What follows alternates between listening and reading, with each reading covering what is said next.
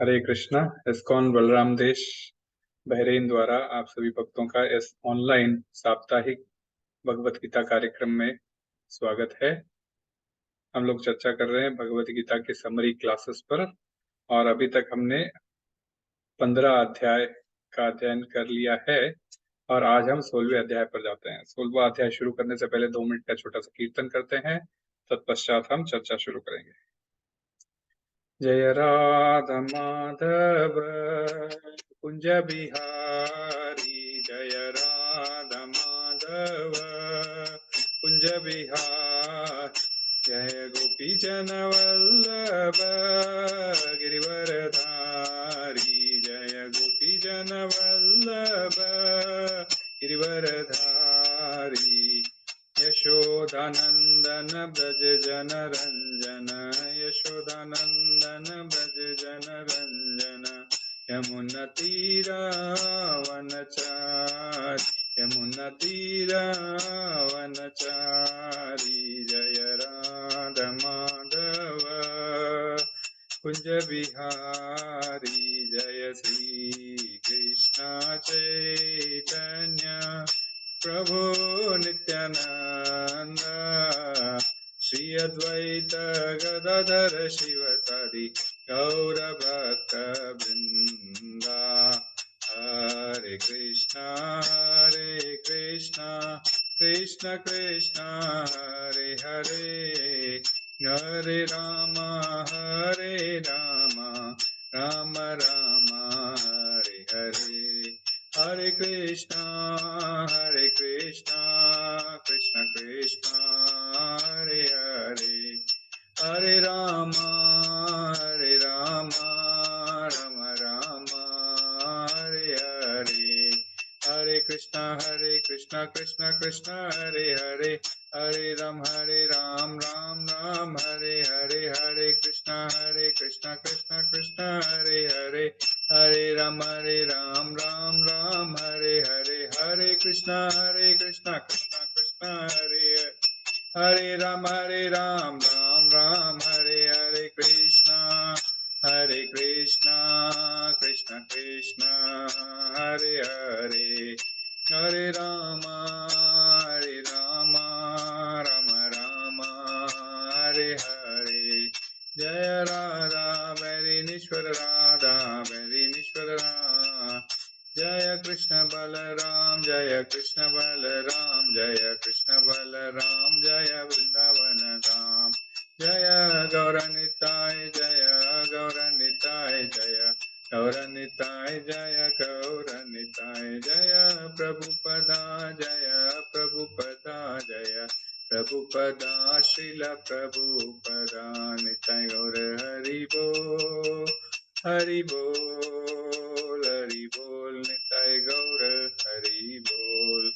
युग धर्म नाम संकीर्तन की जय, जय ओम विष्णुपाद परमंश प्रियवादिकाचार्य अष्टोत्तर शतश्रीमद अभय चरणारविंद ऐसी भक्ति वेदांत स्वामी शील प्रपात की जय, कृष्ण कृपा मूर्ति शील प्रपात की जय, इस्कॉन फाउंडर आचार्य शील प्रपात की जय, जय ओम विष्णुपाद परमंश प्रियवादिकाचार्य अष्टोत्तर शतश्रीमद भक्ति सिद्धांत सरस्वती गोस्वामी महाराज प्रपात ठाकुर की जय, अनंत कोटि वैष्णव वृंद की जय, नामाचार्य श्री हरदास ठाकुर की जय, प्रेम से कहो जय श्री कृष्ण चैतन्य प्रभु नित्यानंद श्री अद्वैत गदाधर श्रीवासादि श्री गौर भक्त वृंद की जय, जय श्री राधा कृष्ण को गोपीनाथ श्याम कुंड राधा कुंड गिरि गोवर्धन धाम की जय, वृंदावन मथुरा गोकुल द्वारका धाम की जय, नवदीप मायापुर धाम की जय, पुण्यक्षेत्र जगन्नाथपुरी धाम की जय, गंगा मई यमुना माई की जय, भक्ति देवी तुलसी महारानी की जय, सामवेद भक्त वृंद की जय, सभी एकत्रित भक्तों की जय जयकारो हरे कृष्णा, सभी एकत्रित भक्तों की जय जयकारो हरे कृष्णा, सभी एकत्रित भक्तों की जय जयकारो हरे कृष्णा, श्री श्री गुरु और श्री श्री गौरांग की जय, हरे कृष्णा हरे कृष्णा। तो पुनः आप सभी भक्तों का स्वागत है। तो पिछले अध्याय में 15वां अध्याय जो बहुत इम्पोर्टेंट चैप्टर था, बता सकते हैं प्रभु कुछ जो याद है, जितना याद हो? हरि बोल। 15वां चैप्टर अपना पुरुषोत्तम योग था, जिसमें शुरुआत में आध्यात्मिक जगत और भौतिक जगत को एक पेड़ के फॉर्म में समझाया था आपने, जिसमें जो जो जो जिसमें जो भौतिक जगत की जो जो जो वृक्ष है, वो उसकी जो लीफ पत्तियां हैं वो नीचे की तरफ है, जड़ें ऊपर की तरफ है। यस। और और जो जो पत्तियां हैं वो अ, वेद वेद मतलब पूरे पेड़ को वेदों के रूप वेद बोला गया है। हम्म। जो जानता है उसको। यस। और दूसरा जो जो जो जड़ें हैं वो जहाँ से निकल रही है वो ब्रह्मा जी वहां पे विराजमान है। यस। और गर्भोदक्ष विष्णु ब्रह्मा जी को जन्म देते हैं और वहां से फिर ये पेड़ शुरुआत होता है नीचे की तरफ, जिसको भौतिक जगत बोलते हैं। और जो डालियां हैं दैट इज डिफरेंट लोक है, जहाँ पे अलग अलग जो जन्म लेते हैं पब्लिक, हम्म। मतलब हम्म। हम्म। हम्म। ऐसा बताया गया। और इस पत्तियों को पत्ती को से वेद है, और उसको जानना, सिर्फ जानना मीन्स वो यूजलेस है, मतलब हम्म। वेद को जानना इज पर्पस फॉर भगवान को जानना, ओके। ऐसा बताया था। और इस भौतिक जगत से हमें निकलना है, और इसको भौतिक जगत से निकलने के लिए हमें एक इम्पोर्टेंट अ, पॉइंट है यहाँ पे। ये भौतिक जगत जो है, ये उल्टा पेड़ की तरह दिखाया गया। इम्पोर्टेंट पॉइंट यहाँ पे कि इसको, एक वृक्ष को उल्टा पेड़ की तरह दिखाया गया। तो ये क्या, किस चीज को दर्शाता है? ये किसको दर्शाता है? ये दर्शाता है स्पिरिचुअल अध्यात्म। जगत, आध्यात्मिक जगत का विपरीत। तो एक्चुअल यस। सही सीधा पेड़ स्पिरिचुअल प्लैनेट में है, उसका प्रतिबिंब यहाँ पे उल्टा हमें नजर आता है। जैसे पानी, नदी के किनारे आप जाते हो तो, है ना? हाँ। यस प्रभु, आगे बोलिए। यस। तो ये मिरर्ड, मतलब मिरर है, मिरर ऑफ आध्यात्मिक जगत। और यस, एग्जैक्टली, हमें प्रतिबिंब। हमें एग्जैक्टली आध्यात्मिक जगत में जाने के लिए तैयारी करनी है। हम्म। और उस वहां पे जाने के लिए हमें ज्ञान रूपी शस्त्र से उस पेड़ को काट के, फिर मतलब त्याग करके उस जगह हमको जाना पड़ेगा। बहुत और फिर इम्पोर्टेंट है। हम्म। हाँ, और उसके लिए फिर आपने एग्जाम्पल दिए था, अलेक्जेंडर का दिया था, जिसमें वो मर जाता है, उसके बाद वो जो कुछ भी जो कमाया था धमाया था भौतिक जगत में, जो भी कुछ उसने मोह माया रखा था, वो हम्म। अल्टीमेटली वहां का वहां धरा का धरा रह जाता है। और फिर हम्म। वो अल्टीमेटली बिना कुछ ऐसे ही जाता है, मतलब। तो हाँ, तीन तीन सीखें दी थी उसने कि भाई खाली हाथ आया, खाली हाथ जाएगा। ये जो मैंने शरीर इतना जो संभाल के रखा है, इसको कोई भी डॉक्टर बचा नहीं सकता। फिर डॉक्टर को ही मुझे उठा के ले जाने दो, और मैंने जितना धन कमाया वो सबको रास्ते में बिखेरते चलो, बिकॉज ये सारी कांच के टुकड़े हैं, मृत्यु जब आ जाती है तो। तो ये तीन इंपॉर्टेंट हम्म, सीखे देके गया था कि ये शरीर मृत्यु के ऊपर किसी का विजय पा नहीं सकता, अच्छे से अच्छे डॉक्टर नहीं बचा सकता। और ये धन दौलत जो मैंने इतनी इकट्ठा की है, ये बिल्कुल कांच के टुकड़े हैं। और खाली हाथ व्यक्ति आता है और खाली हाथ ही जाता है। तो ये तीन इंपॉर्टेंट सीख है जो हमारे को इस लेसन में मिलती है। यस प्रभु, आगे। और जो भौतिक जगत में जो जड़ें हैं उसमें, मतलब अगर उसमें कर्म कांड करता रहेगा इंसान, वो इसी पेड़ में रह जाएगा। उलझा रह उसी पेड़, जाएगा। मतलब यस। उसकी उसकी उसकी कोई लिमिटेशन नहीं है इस पेड़ की। वो यस। उतना ही डीप डीप होता जाएगा। और हमारा जो मेन टारगेट है, जो भगवान जो ऊपर जो स्ट्रेट जो सीधा पेड़ है, जो एक्चुअल पेड़ है, मतलब हम्म। आध्यात्मिक जगत है, उधर पे जाने का हमारा टारगेट है। अब हम्म। उसमें जाने के लिए जो वही लोग समझ सकता है जो जो मोह माया और कुसंगति से मुक्त है, उन्हीं हम्म। लोग को ये चीज मतलब क्वालिफिकेशन है, हम्म। ऐसा भगवान ने बताया था। और फिर भगवान बताते हैं कि भाई जो तुम लोगों को भौतिक जगत में जो सूर्य दिया है, चांद दिया है, वो मैंने ही दिया है। आपको हम्म। वाटर साइकिल का एग्जांपल दिया था, जिसमें सूर्य के थ्रू वेपराइजेशन होता है, और उसके बाद बारिश गिरती है, और उससे पेड़ पौधे निकलते हैं, फिर गाय खाती है, हम्म। फिर गाय से हम लोग दूध लेते हैं। फिर चंद्रमा जो है रस प्रदान करता है पेड़ पौधों में, फलों में। तो वो यस। हम भौतिक जगत में हम इस चीज का आनंद ले रहे हैं, लेकिन ये सब चीज एक्चुअल में आध्यात्मिक जगत में ये चीज है ऑलरेडी। भगवान मतलब हाँ, वहां पे नहीं नहीं। जरूरत ही नहीं है। हाँ नहीं, एक्चुअली वहाँ हाँ। नहीं, वहाँ वहाँ ये भौतिक जगत और आध्यात्मिक जगत में डिफरेंस रहने के बावजूद इस भौतिक जगत को भगवान ही चलाते हैं, और हमें हमारी डेली लाइफ में मदद करते हैं ये सब चीजें प्रोवाइड कर कर। सूर्य की रोशनी, चंद्रमा की रोशनी। सूर्य की रोशनी से ताप जो होता है उस सब से ये साइकिल पैदा होती है। चंद्रमा की रोशनी से फल फूलों में रस आता है। इसके अलावा हमारे शरीर में जो अग्नि है, जठर अग्नि जिसको हम कहते हैं, वैश्वानर अग्नि, उसके बिना शायद हमारा खाना भी पचाना पॉसिबल ना हो। तो इस प्रकार भगवान हमें मदद करते हैं। अपने कितने ही ऐश्वर्य वो पहले ही बता चुके थे, परंतु फिर भी वे और अपने ऐश्वर्य बता रहे हैं कि ये भी सारी चीजें मैं तो ही तुम्हें दे रहा हूँ, मैं ही तो तुम्हारा खाना पचा रहा हूँ। और तुम कहते हो कि तुम खा रहे हो, तुम पचा रहे हो, जबकि अगर मैं पेट में अग्नि ना दूं और अग्नि बंद हो जाए तो फिर पेट खाना पचाना ही बंद कर दे, है ना। तो इसलिए, और उसके बाद में उसका संकर्ष निष्कर्ष आता है कि वेद भी मैं हूँ, वेद को बोला भी मैंने ही है, और वेदों को जानना मतलब मुझे ही जानना है, सर्वस्व चाम वाला। यस प्रभु। ये सर फिर बोलते हैं कि हम जो है उनके शाश्वत अंश हैं। हम्म। और हमारा टारगेट यही है कि हमें सरेंडर करना है और भगवान की जो इच्छाएं हैं उनके हिसाब से उनको हमें पूजना है। और हम्म। उनको पाने का हमारा टारगेट होना चाहिए। और भगवान जो है वो क्षर अक्षर अछूत छूत से परे हैं। उनको उनसे कोई उन्होंने मतलब दो दो इंसान होते हैं उस पर, वो उनसे ऊपर है, परमात्मा से भी ऊपर है वो, हाँ। परमात्मा है। तो वो हम्म। पुरुषोत्तम कहलाते हैं। तो यस। हमारे को वो पुरुषोत्तम की पूजा करनी है, वो परम पुरुष के पास जाने का हमें पूरा प्रोसेस करना है। हाँ, प्रोसेस में हमारा टारगेट रहना है कि भाई हमको जाना कहाँ है। दिल्ली जाना है तो दिल्ली में कहाँ जाना है ये पता होना चाहिए। तो हमारा इस जीवन का उद्देश्य क्या है, हम ऑलरेडी उनके संतान है, हमें पता चल गया था, और उनका लोक कैसा है ये भी पता चल गया था।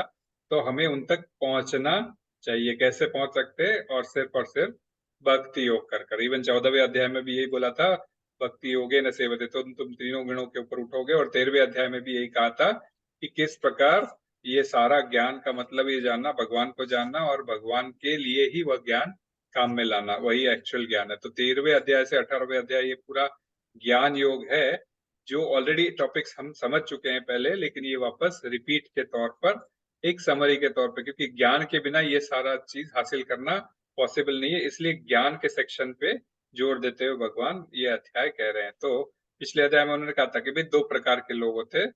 तो दोनों प्रकार के जो लोग होते हैं, और ये दोनों ही जो है सो मेरे ही अंश है ना। तो मतलब क्षर अक्षर, च्युत अच्युत, तो इस प्रकार मीन्स लाइक इसी टॉपिक को, मीन्स लाइक जब आपको उनके पास पहुंचना है, भक्ति योग के थ्रू ही आप उन तक पहुंच सकते हैं। तो फिर वो आपको उसके आगे टॉपिक आता है कि भाई फिर ये मीन्स लाइक कैसी क्वालिटीज, जो बोले थे ना, आपको क्वालिफिकेशन हासिल करनी पड़ेगी। पिछले अध्याय में बोला था ना, आपको क्वालिफिकेशन बताया गया कि ये लोग मेरे लोक में आ सकते हैं ना।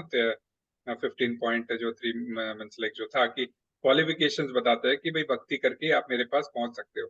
तो भक्त की क्या क्वालिटीज होती है और अभक्त की क्या क्वालिटीज होती है, यही पॉइंट पे थोड़ा जो जोर देते हुए ये एक स्पेशल चैप्टर, दैव और आसुरी स्वभाव, उनका स्वभाव कैसा होता है, दैविक स्वभाव कैसा होता है और आसुरिक स्वभाव कैसा होता है, इसके ऊपर विश्लेषण करता है आज का ये अपना 16वां अध्याय।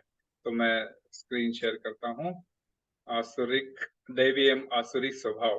तो इस अध्याय को यदि हम अवलोकन करें तो इसमें 4 भागों में ये अध्याय बांट सकते हैं। पहला 3 श्लोक में भगवान भक्त के दिव्य गुणों के बारे में चर्चा करते हैं। ये दिव्य गुण हम चर्चा करते आए हैं, परंतु अभी वापस हम थोड़ा कुछ चर्चा करेंगे जिससे अपना स्वभाव बनता है।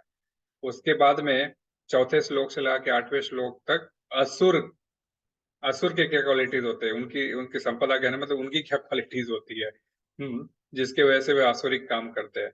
और आसुरिक काम करने से 10वें श्लोक से लेकर 20वें श्लोक तक वे बताते हैं कि किन गतिविधियों में वे फंसते हैं, किस किस गतिविधियों में वे ज्यादा फंसते हैं, और उसका परिणाम क्या हो सकता है। कि आसुरिक स्वभाव, और स्वभाव डेवलप कैसा होता है करोड़ों जन्मों से, क्योंकि हमारी स्वभाव डेवलप होता है आपकी इच्छाओं से। तो आपकी जो इच्छाएं रही है, करोड़ों जन्मों के, अलग अलग जन्मों के वजह से आपकी अनेकों इच्छाएं रह गई है, और वो इच्छाओं को केंद्रित करके अपना स्वभाव बनता है, जिसको चेंज कर पाना थोड़ा कठिन होता है। इसके लिए काफी अभ्यास करना होता है और अपने इसमें रियली परिवर्तन लाना होता है, जिसके वजह से ये भगवत गीता के प्रिंसिपल्स हमारे काम आते हैं। तो ये असुरों की गतिविधियां और उनका परिणाम क्या होता है, कि हम यदि आसुरिक एक्टिविटीज में फंसे रहे तो हमारा परिणाम क्या होगा। तो ये 10वें श्लोक से लाके 20वें श्लोक तक इन 11 श्लोकों में भगवान चर्चा करते हैं। और उसके बाद में आसुरिक प्रवृत्तियां को कैसे हम त्याग सकते हैं, और दैविक प्रवृत्तियों को किस तरह बढ़ावा दे सकते हैं, 21वें श्लोक से 24वें श्लोक तक भगवान इसमें बताते हैं। तो ये हो गया अवलोकन। तो अब एक्चुअली इसको शुरू करने से पहले, वही जैसे मैंने कहा था कि पिछली बार भी 7वें अध्याय आपको याद होगा, 7वें अध्याय में हमने क्या किन दो प्रकार के लोगों का जिक्र किया था? एक तो वह जो भगवान को मानते हैं और एक वह जो भगवान को नहीं मानते हैं ना, जो मीन्स लाइक एक जो था न माम दुष्कृतिनो मूढ़ा प्रपद्यन्ते नराधमा। हाँ, कि भाई जो दुष्कृति है, जो नराधम है, नरों में भी अधम है, वह लोग जो है सो मेरे मेरे को नहीं मानते है ना। चार प्रकार के लोग थे जो मुझे मानते नहीं है। न माम दुष्कृतिनो मूढ़ा प्रपद्यन्ते नराधमा। श्लोक मेरे को थोड़ा सा मिसिंग हो रहा है, बट और एक श्लोक था उसी के साथ साथ, क्या था? चतुर्विधा भजन्ते माम जना सुकृतिनो अर्जुना। जो मीन्स चार प्रकार के लोग हैं जो मुझे पूछते हैं, कौन कौन है? ज्ञानी, आर्थो अर्थार्थी जिज्ञासु, ज्ञानी च भरतर्षभा। तो ये चार प्रकार के लोग मेरे को पूछते हैं, ज्ञानी, जिज्ञासु, आर्थो और अर्थार्थी। मीन्स जो मीन्स अर्थ की कामना से, पैसे की कामना से आता है, जो मतलब लेकिन ना चारों प्रकार के हमने डिटेल में समझा था। तो ये चार प्रकार के, तो ये जो चार प्रकार के जो भगवान को मानते हैं उनको मीन्स सुर कहा गया है। सुर अर्थात देवता पुरुष। तो दैविक जो दिव्य गुण होते हैं उनमें तभी उनको सुर कहा गया है। और जो नहीं मानते, अपनी मनमानी करते हैं, हाँ, तो उनको असुर कहा गया है। तो दो ही प्रकार के लोगों का जिक्र पहले भी किया था 7वें अध्याय में, और पिछले अध्याय में भगवान कहते हैं कि दो प्रकार के लोग होते हैं। और वही दो प्रकार के लोगों की क्वालिटीज डिफाइन करते करते आज भगवान हमें इस 16वें अध्याय पर इसका एक एक क्वालिटी का डिटेल में चर्चा करते हैं। तो आप हमें हमें ये समझना चाहिए कि सबसे पहले इसमें कि ये क्वालिटीज क्या पहले नहीं थी, ये क्या अभी ही है? कि नो दिव्य गुण के ऊपर सिर्फ 3 श्लोकों में भगवान ने बता दिया, फिर असुर गुणों के ऊपर जो है सो चौथे से लेके ऑलमोस्ट 21वें श्लोक तक और 17वें 18वें श्लोक तक भगवान ने काफी कुछ आगे बताया। तो ये क्या क्वालिटीज क्या केवल केवल वही रहती है? तो हमें समझना चाहिए कि हर एक युग में ये इस प्रकार की दो प्रकार के सुर और असुर दो प्रकार के लोग थे। क्यों क्यों? क्योंकि ये दोनों ही थे कौन? कश्यप ऋषि की दो पत्नियां थी, दीति और अदिति। शुरू में हमने जब डिस्कस किया था, तो दीति कौन थी? जिसे दीति से जिसके पुत्र दैत्य पैदा हुए, और अदिति जिसके पुत्र आदित्य यानी कि देवता पुत्र पैदा पैदा हुए थे, है ना। अदिति ने गलत समय में कश्यप मुनि से मुलाकात की थी, जिसकी वजह से उसके, तो ये देवता और असुर दोनों ही एक ही पिता के संतान थे, माता अलग अलग थी। परंतु सतयुग में क्या था? ये ये दोनों अलग अलग लोक में रहते थे। तो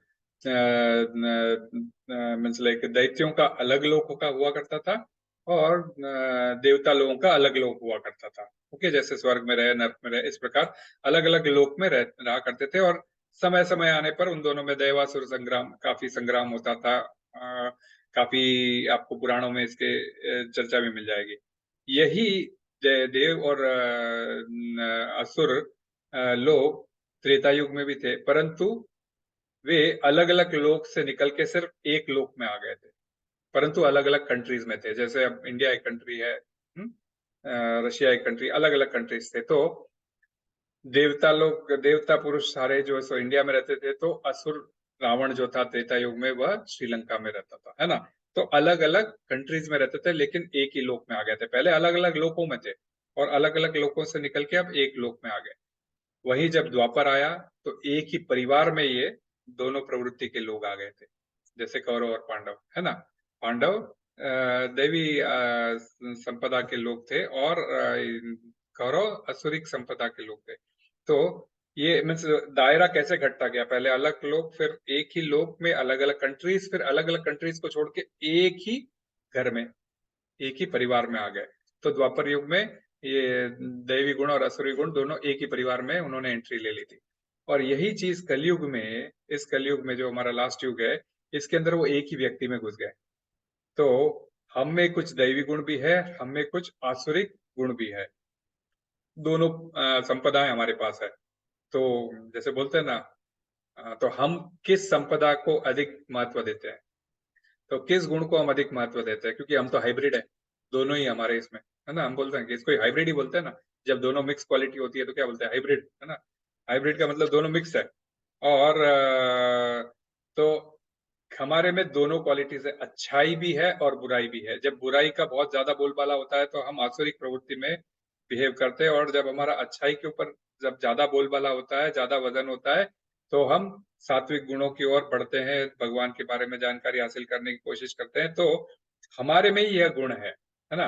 तो ये गुण को मीन्स लाइक, तो धीरे धीरे ये हमारा हाइब्रिड, तो ये जो हमारे में ही जो, अब जैसे कंप्यूटर की लैंग्वेज में बोलो, कंप्यूटर की लैंग्वेज में सारे प्रोग्राम्स रहते हैं ना, वांटेड और अनवांटेड दोनों ही प्रोग्राम्स रहते हैं। वांटेड प्रोग्राम्स अगर अच्छी तरह से काम करते रहे, कोई अनवांटेड प्रोग्राम घुस गया, जैसे कोई वायरस घुस गया, तो हमारे वांटेड प्रोग्राम में भी उथल पुथल मचा देता है ना, करप्ट कर देता है फाइल को, डिलीट कर देता है फाइल को, हमें पता नहीं, नाना प्रकार के तकलीफ हमें दे देता है। तो हमें क्या करते रहना पड़ता है, एंटीवायरस कभी भी लोड करके रखना पड़ता है, ताकि इस प्रकार की गलत प्रवृत्ति आती है तो उसको वहीं पे रोक दे, है कि नहीं।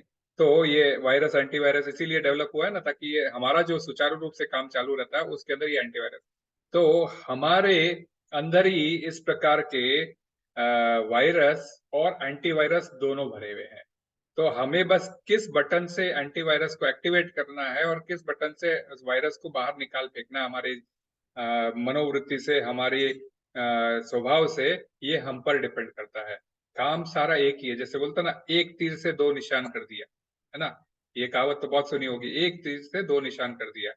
तो वह एक तीर कौन सा है, सिर्फ और सिर्फ भक्ति का तीर। कार्य हम वही करेंगे, जैसे एग्जाम्पल साधारण प्रसाद का ही ले लो, असुरिक लोग भी खाना खाते हैं और सुर लोग भी खाना खाते हैं, दोनों में लेकिन डिफरेंस है।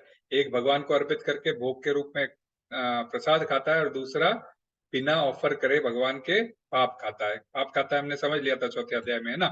तो अब हमें खाना तो वही खाना है, लेकिन हमें बस बीच में एंटीवायरस के रूप में कृष्ण को रखना है, और कृष्ण को रख के जब ऑफर करके हम खाते हैं तो ऑटोमेटिकली हमारी प्रवृत्ति में वो चेंज आने लगता है, और वो एंटीवायरस इफेक्ट करने लगता है, और धीरे धीरे वो वायरस बाहर होने लगता है, उसको क्वारंटाइन होता है, क्वारंटाइन के बाद में थोड़े दिनों बाद में डिलीट हो जाता है ना। तो हम देखते हैं भक्तों में कई, अब जैसे कई लोग भक्त, कई लोग मंदिर में हम देखते हैं कि अच्छे खासे नॉनवेज खाने वाले थे, कभी छूटता नहीं था उनसे, लेकिन कब भक्ति का टेस्ट लगा, कब वे चैंटिंग करने लगे, कब उनका नॉनवेज छूट गया, कब सिगरेट दारू गुटखा छूट गया, ये उन्हें पता भी नहीं चला, याद भी नहीं रहता डेट। हम भी कभी जैसे प्याज लहसुन खा लेते थे, आज हमको पूछा गया कि कब तुमने कौन से डेट को प्याज लहसुन खाना छोड़ दिया, तो हमें तो पता नहीं। चाय कब कौन से डेट को छोड़ दी, डेट तो पता नहीं, हाँ बट ठीक है छोड़ दी थी, कृष्णा कॉन्शियसनेस आने के बाद में चाय पीना भी छोड़ दिया, कॉफी पीना भी छोड़ दिया। क्यों? क्योंकि ये लत लगती है। तो कोई भी चीज, लत कोई भी चीज की बुरा, आज हम समझेंगे उसको, हम अभी आगे जैसे जाएंगे ना 17वें 18वें श्लोक में, हमको पता चल जाएगा हमारे द्वार कौन से ये जो हमें प्रॉब्लम में डालते हैं। तो टॉपिक में आपको मीन्स लाइक समझाने के लिए मैंने जो है सो आपको ये थोड़ा ये दिया है। तो दोनों गुण हमारे इसमें ही आ गए थे, तो इसीलिए जो है सो हमको देखना है। तो आप जैसे भगवत गीता को ही ले लो, भगवत गीता शुरुआत किससे होती है, धृतराष्ट्र उवाच, धृतराष्ट्र को भी रखा गया है ना। और भगवत गीता को लिखा किसने, महाभारत जिसने लिखा है व्यासदेव है, व्यासदेव भी है, लेकिन उनका कहीं ऐसा जिक्र नहीं आता, लिखा उन्होंने ये पूरा, लेकिन क्रेडिट देखो धृतराष्ट्र को भी गया है। और जो डिस्क्रेडिट पूरा मीन्स जो अच्छा क्वालिटी लिखा है व्यासदेव जी, जिन्होंने भगवान, जो जहाँ कह रहे भगवान वहां आ रहा है, तो ये जो व्यासदेव जी, इन्होंने दैविक क्वालिटी के थ्रू हमें ये जो ज्ञान दिया है। और वही दुर्योधन, दुर्योधन किसी की सुनता था, किसी की नहीं सुनता था। तो क्यों? क्योंकि उसमें वे आसुरिक गुण बहुत ज्यादा थे, है ना। तो उसमें पूरा ऐसा मीन्स अपने प्रकार से काम करने का, कोई भी जो है सो उसका यही था कि वो जो भी करता था तो केवल और केवल अपने हिसाब से ही करता था, किसी की सुनता नहीं था। जब 18 दिन का महाभारत का युद्ध हुआ, आप सभी जानते हैं, कहानी कुछ ज्यादा बड़ी नहीं लूंगा। अंत में जब दुर्योधन की मृत्यु होती है, तो जब कृष्ण इशारा करते हैं भीम को, भीम, इसने वो जंगा की कसम खाई थी, जब द्रौपदी का ये हो रहा था चीरहरण और उसका अपमान हो रहा था, तब जंगा पे इसने अपने टैप किया था कि भाई आके मेरे ऊपर जंगा पर बैठ जाओ। तो भीम ने कसम खाई थी कि मैं तुम्हारी जंगा तोड़ूंगा, और कृष्ण उसको याद दिलाते हैं जंगा की, तब भीम वो रूल तोड़ के जंगा तोड़ता है। तब दुर्योधन मरने के कगार पे चिल्लाते हुए कृष्ण को बोलता है, तुम्हारे वजह से कृष्ण ये सारा हुआ, अदरवाइज तो ये सारे पांडवों को मैं कभी के खत्म कर देता। तुमने बोला था मैं शस्त्र नहीं उठाऊंगा, परंतु तुमने शस्त्र ना उठाकर भी इन पांडवों की इतनी मदद कर दी है कि मुझे आखिर आज मुझे हारना पड़ा। तो भागवत में, महाभारत में रेफरेंस भी ये भी आता है, कृष्ण भी उनको कहते हैं हे दुर्योधन, अपने कर्मों का फल मुझ पे मत डालो। तुमको मैं समझाने आया था, एज ए शांति दूत बनकर मैं तुम्हें समझाने आया था।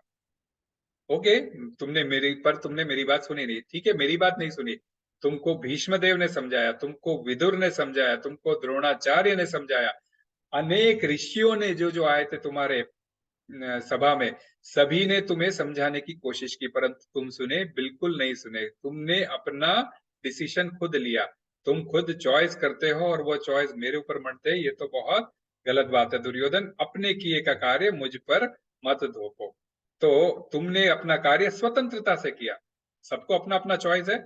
आज आप लोगों को भी चॉइस था, भगवत गीता की समरी समझना है, भगवत गीता क्लास समझना है, आपने चॉइस यूज किया, भाई हमें सुनना है। कई अन्य लोगों ने जिन्होंने चॉइस यूज किया भी मुझे सोना है, तो वे सो रहे हैं ना, तो भगवत गीता के ज्ञान से वे विक्षुब्ध है। तो कहने का तात्पर्य, तुमने चॉइस लिया था, तुमने चॉइस ली थी कि मैं स्वतंत्र हूं, मुझ पर किसी का जोर नहीं चल सकता। यही आसुरिक भाव है। आसुरिक भाव क्या होता है? मैं किसी की नहीं सुनता, विशेषकर भगवान की तो सुनते ही नहीं है। तो जब कृष्ण समझाने जा रहे थे, भगवान ही समझाने जाते, लेकिन वो मूर्ख समझता नहीं है, तो वे स्वतंत्र रहते हैं। लेकिन तुम कह सकते हो भाई वो सुनता था, किसकी सुनता था? शकुनी की सुनता था। तो ये भी एक क्वालिटी है, वे उसी की सुनते हैं जो उसके मार्ग की बात बतलाता है। जो उसको उसके लायक, मन लायक बात बतलाता है, वही उन लोगों की बात सुन सकते हैं, अन्यथा वह किसी और की बात बिल्कुल भी नहीं सुनते। तो ये मैं आपको जस्ट बेस दे रहा हूं इस अध्याय को समझने के लिए। तो कृष्ण कहते हैं तुमने अपनी स्वतंत्रता यूज की, अब तुम झेलो। तो किस प्रकार एक ही परिवार के जो दो लोग थे, एक लाइक सात्विक विचार वाले थे और एक जो है सो आसुरिक विचार वाले थे, तो यही चीज दुर्योधन के माध्यम से हम समझ सकते हैं कि सब और भी कई गलत क्वालिटीज थे, उसको हम जैसे जैसे समय आएगा उसके ऊपर हम चर्चा करते रहेंगे। तो अब इसके ऊपर अवलोकन से हम आगे बढ़ते हैं। तो सबसे पहले ये जो पहले के 3 श्लोक है जिसमें दिव्य गुण के ऊपर चर्चा की गई है, हैं? अभयम सत्व संशुद्धिर ज्ञान योग व्यवस्थित दानम दमश्च यज्ञश्च स्वाध्यायस्तप आर्जवम अहिंसा सत्यम क्रोधस्त्याग शांतिर अपैशुनम दया भूतेष्वलोलुप्तम मार्दवम ह्रीरचापलयम तेज धृत तेज क्षमा धृति शौचम मित्रद्रोहे द्रोहो नाति मानित भवन्ति संपदम दैवीम अभिजातस्य भारत। तो इन 3 श्लोकों को भगवान ने एक साथ करके इसके अंदर टोटल 26 क्वालिटीज बता दी है उन सुर लोगों की, अर्थात जो दैवी क्वालिटीज वाले होते हैं, मीन्स दिव्य गुण जिनके होते हैं, उनकी 26 क्वालिटीज डिसाइड कर दी है। ये क्वालिटीज कोई नई नहीं है, पहले भी आपने देखा होगा, दूसरे अध्याय में भी भगवान ने कई क्वालिटीज बताई। धीर, हाँ, धीर सत्र न मुह्यति, धीर लोग जो है सो इस फालतू बात से परेशान नहीं होते। शीतोष्ण सुख दुखदा, आपको गर्मी के बाद सर्दी आएगी, सर्दी के बाद बारिश, गर्मी के बाद बारिश आएगी, बारिश के बाद सर्दी आएगी, ये तो वेदर चेंज होते रहते हैं, वैसे ही सुख और दुख आते रहते हैं। ये तो आपको सहन करना पड़ेगा, सहनशील बनना पड़ेगा। भगवान ने अनेक दिव्य गुण के बारे में डिफाइन करते आए हैं, और हर 12वें अध्याय में फिर वापस 26 गुणों के बारे में भगवान, 26 की 24 गुणों के बारे में भगवान ने डिफाइन किया था। 7वें अध्याय में भगवान कई प्रकार के गुण बतलाते हैं जो दिव्य, मतलब जो भक्त लोग फॉलो करते हैं। तो ये भक्त लोग की क्वालिटीज ही सुर की क्वालिटीज होती है, और यहाँ पे वापस भगवान इस पहले 3 श्लोकों के अंदर 26 क्वालिटीज फिर से डिफाइन करते हैं। तो 26 क्वालिटीज, एक एक क्वालिटी पे हम मतलब पहले भी चर्चा कर चुके हैं। इसके अंदर भी आपको मैंने इसलिए लिस्ट आउट कर दिए, इस पीपीटी में आप देखोगे लिस्ट आउटेड है कि ये क्वालिटीज बहुत जरूरी होती है यदि कोई दिव्य गुण में रहता है। तो सबसे पहला ही इंपॉर्टेंट है अभयम। अभयम सत्व संशुद्धिम, अभयम का मतलब निर्भयता।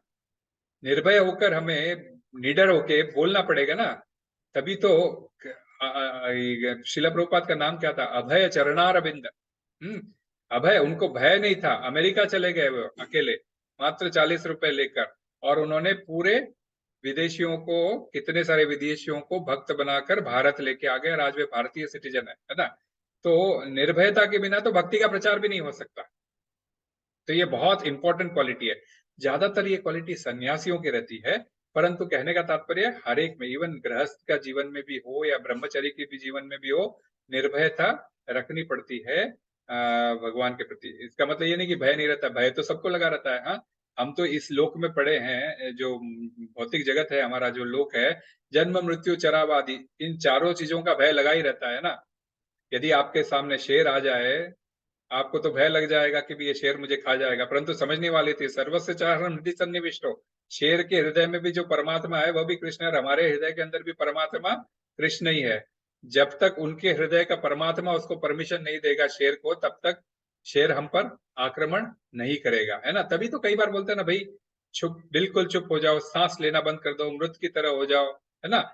बेस्ड ऑन दैट फिर वो क्या करेगा, शेर सोचेगा ये जीवित है या मर गया, या ये लाश है, या फिर ये कोई ऐसे ही मीन्स लाइक निर्जीव व्यक्ति है जिसको मैं खाने से कोई मतलब नहीं होगा, ऐसा। ये जब चॉइस करेगा और फिर वो जब डिसाइड करेगा, तब उनके बैठा अंदर परमात्मा उसको इंडिकेट करेगा, भाई ठीक है तू आगे बढ़, है ना। भाई आप बोलोगे, अगर उसके परमात्मा ने उसको बोल दिया कि भाई जाओ इसको खा जाओ, तो फिर क्या होगा, फिर क्या होगा फिर तो मारे कृष्ण राखे कौन, और राखे कृष्ण मारे कौन, है ना। तो भाई यदि आपकी मृत्यु उस प्रकार लिखी है तो डेफिनेटली आपकी मृत्यु उस प्रकार होगी, कोई चिंता करने की बात है। तो निर्भयता कहने का मतलब तात्पर्य है, ऐसे ही आप देखोगे सत्व संशुद्धि में अपने अस्तित्व की शुद्धि रखना। हाँ? हम शुद्धि रखते हैं, डेली मंजन करते हैं, क्यों करते हैं, सवेरे उठ के सीधा चाय पीने वाले भी लोग हैं, लेकिन हम लोग जब शुद्धता, शिष्टाचार बाहर से और अंदर से शुद्ध होने की बात करते हैं, तो बाहर से तो पहले हम मंजन करते हैं, स्नान करते हैं, ये सब क्या हमारी बाहर की शुद्धता है। और अंदर की शुद्धता कैसी है, हम चैंटिंग करते हैं, भगवान के बारे में अच्छे विचार करते हैं, अच्छे चैंटिंग करते हैं, मंदिर जाते हैं, है ना। और अंदर से परमात्मा को जो शुद्धि कर सके, मतलब अपने अच्छे विचार रखते हैं, एंटीवायरस का डोज बढ़ाते हैं, वायरस को कम करते हैं। तो ये सारे सत्व संशुद्धि, ज्ञान, भगवान के बारे में ज्ञान हासिल करते हैं, ज्ञान योग का ही सेक्शन चल रहा है, दान, दानम दम, मन में निग्रह, मन को कंट्रोल करना है। और ये मन को कंट्रोल को तो पहले 6 चैप्टर में हमने बहुत कुछ श्लोक में सीखा था। यज्ञ, यज्ञ को संपन्न करना, तो यज्ञ मतलब आहुति हवन डालने के नहीं, यज्ञ का मतलब होता है चैंटिंग। कलयुग का क्या यज्ञ है, कलयुग का यही धर्म है, केवल और केवल हरि नाम करना, क्योंकि कलयुग में कृष्ण ने नाम रूप में अवतार लिया है। कली काले नाम रूपे कृष्ण अवतार, नाम लेते हुए जगत निस्तार। जो हम कलयुग संकीर्तन आप कभी देखते हो मंदिर में, तो सबसे पहले यदि वेंकटेश्वर प्रभु ये ले रहे हैं तो ये श्लोक वे डेफिनेटली बोलते हैं। स्वाध्याय, वैदिक ग्रंथों का अध्ययन, हम जो क्या कर रहे हैं, भगवत गीता का अध्ययन कर रहे हैं, भागवतम का भी भक्त वृक्ष होता है, तो हम ये जो कर रहे हैं वैदिक ग्रंथों का अध्ययन। तपस्या, एकादशी करते हैं हम, ये तपस्या की कैटेगरी में आता है। समय देके भगवान की कथा सुनना, ये भी तपस्या के इसमें आता है। आर्जवम, सरलता, अहिंसा, अहिंसा की means like no meat eating, ये सब सारा अहिंसा के अंदर आता है। क्योंकि मांसम, मांसम का मतलब होता है कि मांसम, मैं मांस को खा, मीन्स मैं उस टुकड़े को खा रहा हूँ। और वो हिंसा इसको बोलते हैं ना, जो मांस को खाएगा वो उसको हिंसा बोलते हैं। और वो हिंसा करेगा तो फिर वापस उसको चांस मिलेगा कि इसके ऊपर हिंसा करे। तो इसलिए अहिंसा बहुत जरूरी होता है, बहुत बड़ा स्तंभ है हमारे भक्ति के लिए। इसलिए no meat eating one of the prime स्तंभ होता है। सत्यम, सत्यता रखना, तो इसलिए नो इंटॉक्सिफिकेशन जो हमारा होता है ना, मीन्स लाइक दारू नहीं पीना, इंक्लूडिंग चाय कॉफी। क्यों? क्योंकि ये दारू पीने से आदमी बहक जाता है और कुछ भी बोलना शुरू कर देता है, तो सत्यता उसमें नहीं रह जाती है। हाँ? क्रोध से मुक्ति, अक्रोध मतलब क्रोध से मुक्ति, क्रोध शत्रु होता है अपना। त्याग, त्याग के बारे में मैं बताऊंगा नहीं, सभी लोग अपने जीवन में त्याग करते हैं, अपने कर्म की फला कमाई से भी कुछ त्याग करते हैं, वह बहुत जरूरी है, ये दिव्य गुण होता है। त्याग हर किसी से हो नहीं पाता है, अपने जेब से पैसा छूटना पॉसिबल नहीं है, बाकी त्याग तो दूर की बात है। अपने जेब से 1 रुपया छूटना भी पॉसिबल नहीं होता है, लेकिन यदि आप भगवान के लिए त्याग करते हो तो वो त्याग की कैटेगरी में आता है। शांति, शांति के अंदर मन की शांति बताई गई है। अपैशुनम, छिद्रान्वेषण से अरुचि, दया भूतेषु, समस्त जीवों के प्रति दया रखना। अलोलुप्त्वम, लोभ से मुक्ति रखना। मार्दवम, भद्रता रखना, means like study. Honey means लज्जा, कोई भी प्रकार की लज्जा मीन्स बहुत जरूरी है, कहीं पर भी उठा के मुंह पटक के कुछ भी ना बोल देना, कोई चीज की हम बोलते हैं ना लज्जा शर्म नहीं है, स्पेशली ये फीमेल की क्वालिटीज में ज्यादा यूज किया जाता है, परंतु मनुष्य इवन मेल्स में भी होता है, क्या लज्जा नहीं है, तुम ऐसे नंगे वस्त्र होके घूम रहे हो, कभी बोलते हैं ना। तो अचापलम, अचापलम का मतलब संकल्प। तो हमने संकल्प ले लिया कि मैं आज से 3 माला कर रहा हूँ, आज से 4 माला कर रहा हूँ, आज से 16 माला कर रहा हूँ, तो संकल्प पे दृढ़ रहना। किसी कारणवश आज 16 नहीं हो पाई तो उसको कल सवेरे उठ के पहले मैं कल की 16 पूरा करूंगा और आज का 16 पूरा करूंगा। तेज, बल, ये सारे जो है सो, क्षमा, धैर्य, पवित्रता। पवित्रता वापस किसको है कि आप ये no no inter no illicit sex. क्यों इलिसिट सेक्स करने से, पराई स्त्री से गमन करने से क्या होता है, हमारी शुचि जो अंदर से शुद्धता होती है वह चली जाती है। तो शुद्धता मेंटेन करनी होती है, इसमें पवित्र रहना होता है। अद्रोह। इसलिए ये जो 4 नियम है हमारे लिए, इसीलिए बनाया गया है, क्योंकि भगवत गीता में आपको ऐसे इस रूप में बताया गया है। फिर ईर्ष्या से मुक्ति और सम्मान की आशा न होना। तो आप ये श्रीला प्रभुपाद का तात्पर्य आप पढ़ोगे तो आपको ये तीनों चारों से पूरे 26 की 26 क्वालिटीज आपको बहुत अच्छे तरह से डिटेल में समझ में आ जाएगी, और इसको हम समझते भी आए हैं, तो अलग से मैं इसको स्ट्रेस नहीं करूंगा। फिर अब चौथे श्लोक से लगा के 7वें श्लोक तक या 8वें श्लोक तक आसुरिक गुण के बारे में। तो चौथे श्लोक में ही भगवान चौथे श्लोक में ही कहते हैं 6 प्रकार के आसुरिक गुण की चर्चा कर देते हैं। दम्भो दर्पोऽभिमानश्च क्रोध पारुष्यमेव च अज्ञानम चाभिजातश्च पार्थ संपदमासुरीम। ये असुरों की संपदा, 6 प्रकार के क्वालिटीज। तो हे प्रतापरुत, दंभ, दर्प, अभिमान, क्रोध, कठोरता तथा अज्ञान, ये सारे आसुरी स्वभाव वाले गुण है ना। तो दंभ का मतलब क्या होता है, घमंड, मीन्स लाइक प्राउड होना, है कुछ नहीं, हाँ, और फिर भी जो है सो किसी को ऐसा घमंड रहता है कि भाई मेरे मेरे पास सब कुछ है। हाँ? दर्भो, दर्भो का मतलब एरोगेंस, बहुत रूडली बात करना किसी से, है ना। तो दम दर्भो। अभिमानस्य, एक्सपेक्ट करते हैं कि दूसरे मेरे को मान सम्मान दे, अदरवाइज क्रोध आ जाता है ना। दम्भो। फिर उसके बाद में अगला ही है क्रोध। क्रोध मतलब गुस्सा आ जाता है, किसी ने मान ने सम्मान नहीं दिया, कुछ बात बात पे गुस्सा आ जाता है। गुस्सा आ जाता है। उसके बाद में पारुष्यम। पारुष्यम का मतलब वाणी में कठोरता, निष्ठुरता जिसको कहते हैं, वाणी में कठोरता ले आना। और अभिजातस्य अज्ञान, अज्ञानम। अज्ञानम का मतलब होता है और अज्ञान। अज्ञान का आप इसका मीनिंग ये लग सकते हो कि भाई जो किसी की बात नहीं मानता, अर्थात जो गुरु की बात नहीं मानता, जो शास्त्रों की बात नहीं मानता, उसको अज्ञानी कह सकते हैं। तो ज्ञान का मतलब है शास्त्रों का ज्ञान अर्जित करना, भगवान के बारे में ज्ञान अर्जित करना। हमने ऑलरेडी 13वें अध्याय में समझ चुका है। तो उसको अज्ञानी कहा जाता है। तो ये 6 प्रकार के ये जो है सो संपदा असुरिक लोगों के पास रहती है।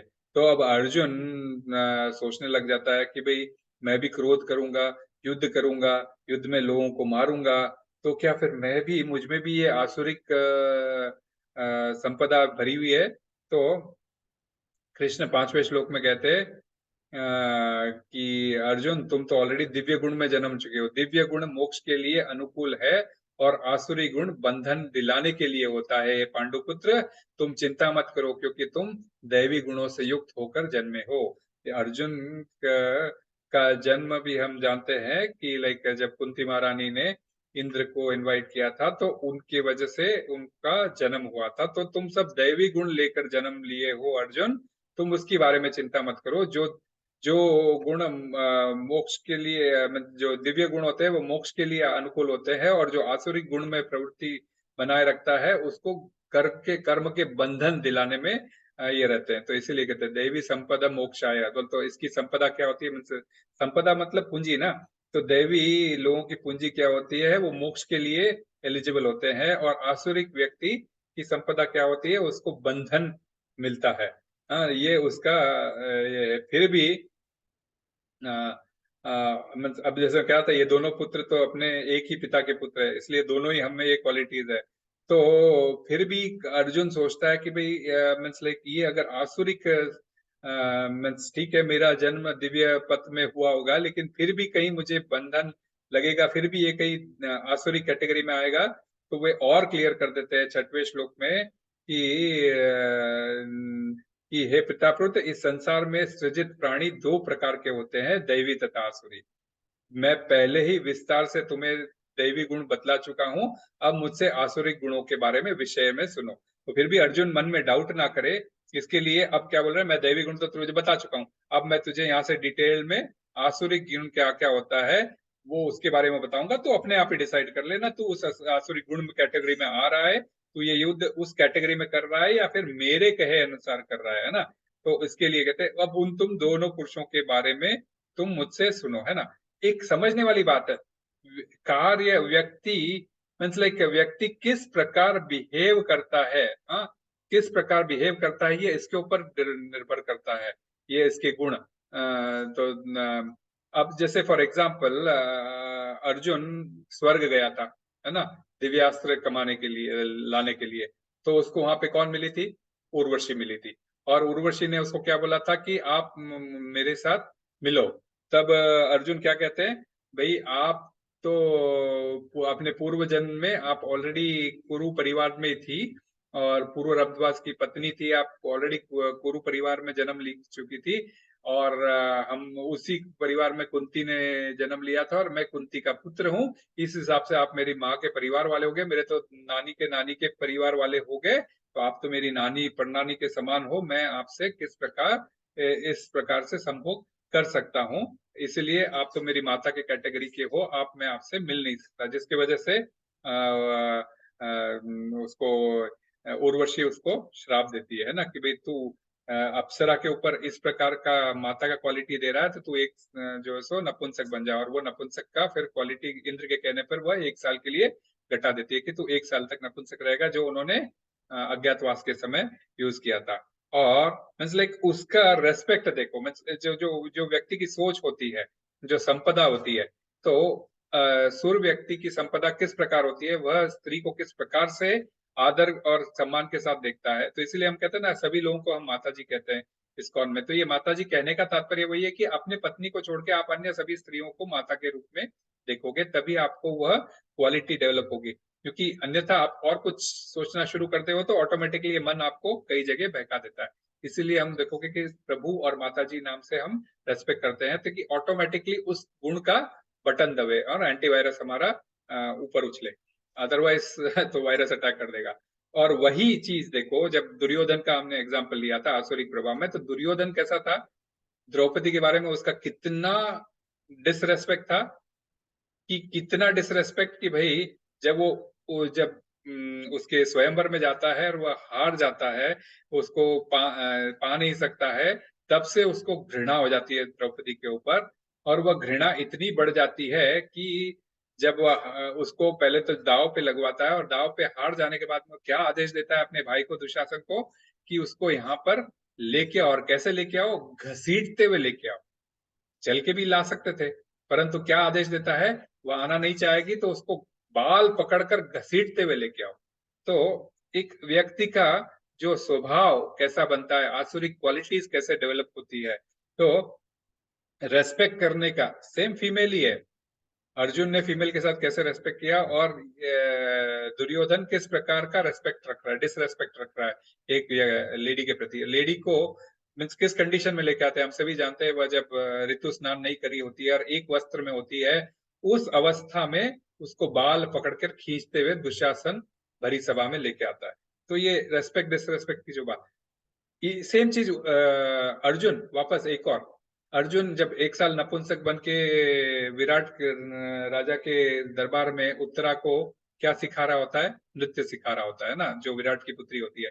तो जब जब खत्म हो जाता है 13वां साल, तब विराट को पता चल जाता है ये सारे पांडव है, तो फिर विराट क्या कहता है, इतने 1 साल तक मेरी पुत्री आपके साथ रही, आपने उसको नृत्य सिखाया, आपने उसको छुआ करा, तो अब इसको आप पत्नी के रूप में स्वीकार करो। तो अर्जुन वहां पर भी क्या कहता है, मैं इसका टीचर था। टीचर कभी भी गलत नजरिए से अपने स्टूडेंट पे नजर नहीं डाल सकता। तो ये मेरे लिए ये स्टूडेंट थी और मैं टीचर था उसका, और मेरी नजर स्टूडेंट टीचर के अलावा और कुछ भी नहीं थी। परंतु तुम शादी के लिए देना ही चाहते हो, तो मेरा पुत्र 16 वर्ष का हो गया अभिमन्यु, तुम उसको अपनी पुत्री उसकी पत्नी के रूप में आप मुझे दे सकते हो। तो मैं बहू के रूप में इसको स्वीकार करूंगा, है ना। तो वही, क्योंकि नृत्य लेडीज के बीच में रहता था, लेडीज के साथ नृत्य करता था, उनको छीना करना सब होता था, लेकिन उसकी सोच, उसका कॉन्शियसनेस कि कृष्ण भावनामृत हम कहते हैं ना, भावना क्या थी उसकी कि वो मेरी पुत्री के समान है ना। और वैसे ही उसने आचरण भी दिखाया अपनी पुत्री के हिसाब से। तो अब कृष्ण आपको जो है सो ये आसुरिक आचरण कैसा होते हैं उसके बारे में कहना शुरू करते हैं। तो आसुरिक आचरण किस प्रकार होता है, तो 7वें श्लोक में भगवान बताते हैं जो आसुरी होते हैं वे ये नहीं जानते कि क्या करना चाहिए और क्या नहीं करना चाहिए। उनमें न तो पवित्रता, न उचित आचरण और न ही सत्य पाया जाता है। ये रहा, न तो, अच्छा ये 10वें श्लोक में आ जाएगा, ठीक है। उनमें न तो पवित्रता, हाँ, तो तीनों चीजें क्वालिटी नहीं होती उनमें, न तो पवित्रता, न उचित आचरण और न सत्य पाया जाता है। तो हमने ऑलरेडी इसका डिस्कशन कर लिया अर्जुन और इसके बारे में एग्जाम्पल देकर। तो ये ऐसे होते हैं। तो पहले भगवान स्ट्रेट अवे आंसर दे रहे हैं कि आसुरी लोग में तीन ये बुरी क्वालिटीज होती है, तो उनकी फिलॉसफी इसके ऊपर ही होती है। कोई किसी का कुछ है ये है ही नहीं। तो आसुरिक व्यक्ति इस प्रकार का होता है। और इतना ही नहीं, 8वें श्लोक में फिर वे कहते हैं कि जगत मिथ्या है। आप लोग सुनते हो ना, ये जगत मिथ्या है, बुलबुला है, कुछ नहीं है, कोई इसका आधार नहीं है और इसका कोई नियम किसी ईश्वर द्वारा नहीं होता है। स्ट्रेट अवे भगवान को ही अटैक करते हैं कि भगवान है ही नहीं। ऐसे लोग जो आसुरी लोग होते हैं वे बोलते हैं मैं ही भगवान हूँ, मैं ही भोगता हूँ, मुझे ही खाना है, भगवान नाम की कोई चीज नहीं है। उनकी फिलॉसफी ऐसी रहती है, जगत मिथ्या है। हमारे कई मायावादी लोग ऐसे ही बोलते हैं ये जगत एक बुलबुला है, मटकी के अंदर हवा है और बाहर भी हवा है, मटकी फोड़ दो तो अंदर की हवा बाहर की हवा में मिल गई। तो ईश्वर का कोई रूप नहीं है, कोई साकार नहीं, कोई ये नहीं है, है? तो उनका कहना है मीन्स सत्य वो न ही सत्य के बारे में जानते हैं, ईश्वर परम सत्य है उसको भी वह स्वीकार नहीं करते। उनका ये मीन्स लाइक कोई अस्तित्व नहीं था। पर वो क्या मानते हैं, केवल और केवल एक ही चीज है दुनिया में, हम किसके लिए पैदा हुए, एंजॉय करने के लिए पैदा हुए। खाओ पियो एंजॉय करो, मैथुन आदि करो, खूब स्त्रियों के साथ संग बढ़ाओ, एंजॉय करो, अपना पौरुषत्व दिखाओ, खूब बच्चे पैदा करो, है ना। इस प्रकार का मीन्स ये लाइक उनका कहना है कि यह काम इच्छा से उत्पन्न होता है और काम के अतिरिक्त और कोई अन्य कारण नहीं है। तो केवल काम को ही वे अपना सर्वोच्च मानते हैं। जैसे दुर्योधन को काम था कि भाई मुझे राज्य मिलना चाहिए, उसके लिए उसको आग देता था शकुनी, वो उसका साथ देता था तो वो अच्छा था। बाकी उसको जो भी बोलते थे तुम मत करो ऐसा, वे सारे खराब, है ना। तो शुरू के अध्याय में हमने देख लिया था कैसा उसने डिप्लोमेसी किया, पहले जाके गुरु से बात की और फिर जाके पितामह के बारे में उकसाया, ऐसा है ना। और पितामह को कैसे उकसाया, तुम्हारा शिष्य है, तुम कहीं ऐसा कमजोर ना पड़ जाओ। तो ये क्वालिटीज आसुरी उनकी इनकी उनकी फिलॉसफी होती है। अब जैसे अब ये आसुरी लोग मीन्स लाइक जो खाली ईटिंग स्लीपिंग मीटिंग डिपेंडिंग, जो खाली ये चार चीज जानते हैं और आत्म साक्षात्कार के बारे में जानते नहीं है, सिर्फ अपने को पराई स्त्री के साथ संभोग करके रहना है, ये करके रहना है, स्त्री भी एक अपनी खाली वस्तु है एंजॉय करने की, इस प्रकार की मेंटालिटी रहते हैं। तो फिर क्या होता है, 9वें श्लोक में आता है, इतम दृष्टुम अविष्टभ्य नष्टात्मानो अल्पबुद्धय प्रभवत्युक्रम कर्माणा क्षयाय जगतो हिता। ऐसे निष्कर्मों का अनुगमन करते हुए आसुरी लोग जिन्हें आत्म ज्ञान खो दिया है और जो बुद्धिहीन है, ऐसे अनुपयोगी एवं भयावह कार्यों में प्रवृत्त होते हैं जो संसार का विनाश करने के लिए होते हैं। अर्थात खुद का नाश करता ही है, साथ में साथ पूरे समाज को भी ले डूबता है ना। हम देखते रावण को ही ले लीजिए, रावण बेस्ट एग्जाम्पल है। क्या था, केवल और केवल उसके इंद्रिय तृप्ति के लिए सीता को पाना है, उसके लिए उसने क्या किया, राम से सीता को पाना है, केवल और केवल सीता को पाना है, तो उसने राम से युद्ध किया और साथ में साथ अपने पूरे परिवार को ले डूबा, केवल उसकी काम की इच्छा की पूर्ति के लिए। तो बहुत इंपॉर्टेंट है कि मतलब लाइक खुद तो डूबते ही डूबते हैं, साथ में अपने पूरे समाज को भी लेके डूबते हैं। कंस कृष्ण उसका दुश्मन है कहकर उसने कितना कुछ ये कर दिया। तो ऐसे अपने को शास्त्र में कही है। तो ये 9वें श्लोक में तात्पर्य में भगवान ये कहते हैं कि भी ये लोग खुद तो डूबते डूबते हैं और साथ में सब लोगों को डूबते हैं।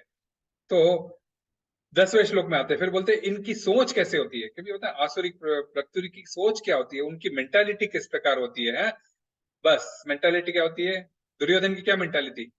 अपनी इच्छा किसी भी प्रकार से पूरी करना, साम दाम दंड भेद कुछ भी हो, हमें मेरी इच्छा पूरी होनी चाहिए, है ना। कभी न संतुष्ट होने वाले काम का आश्रय लेकर तथा गर्व के मद एवं मिथ्या प्रतिष्ठा में डूबे हुए आसुरी लोग इस तरह मोहग्रस्त होकर सदैव क्षण भंगुर वस्तुओं के द्वारा अपवित्र कर्म का व्रत लिया करते रहते हैं। तो ये सारे अपवित्र कर्म क्षण भंगुर बोल तो जस्ट टेम्पररी, पैसा खूब कमा लिया लेकिन कोई प्रकार का सेटिस्फैक्शन नहीं। हाँ, एक स्त्री उसके पास है फिर भी दूसरी स्त्री के साथ में हाथ मिला रहा है। हाँ, खाने के अंदर जीवा के टेस्ट के लिए जितना मर्जी में आया नॉनवेज खा रहा है, और बहुत टेंशन है, टेंशन मिटाने के लिए ये एक और टेंशन को पाल रहा है ना। तो इसीलिए ये चारों कार्य शास्त्र में हमारे लिए वर्जित है, ये आसुरिक प्रवृत्ति को बढ़ावा देते हैं। इसलिए बोलते हैं ना, no meat eating, no intoxification, no gambling. जुआ खेल के पैसा कमाया लेकिन सब कुछ हार गया, है ना। और जुआ खेला सब कुछ हार भी जाता है, और वो पैसा कमाया कभी टिकता भी नहीं है।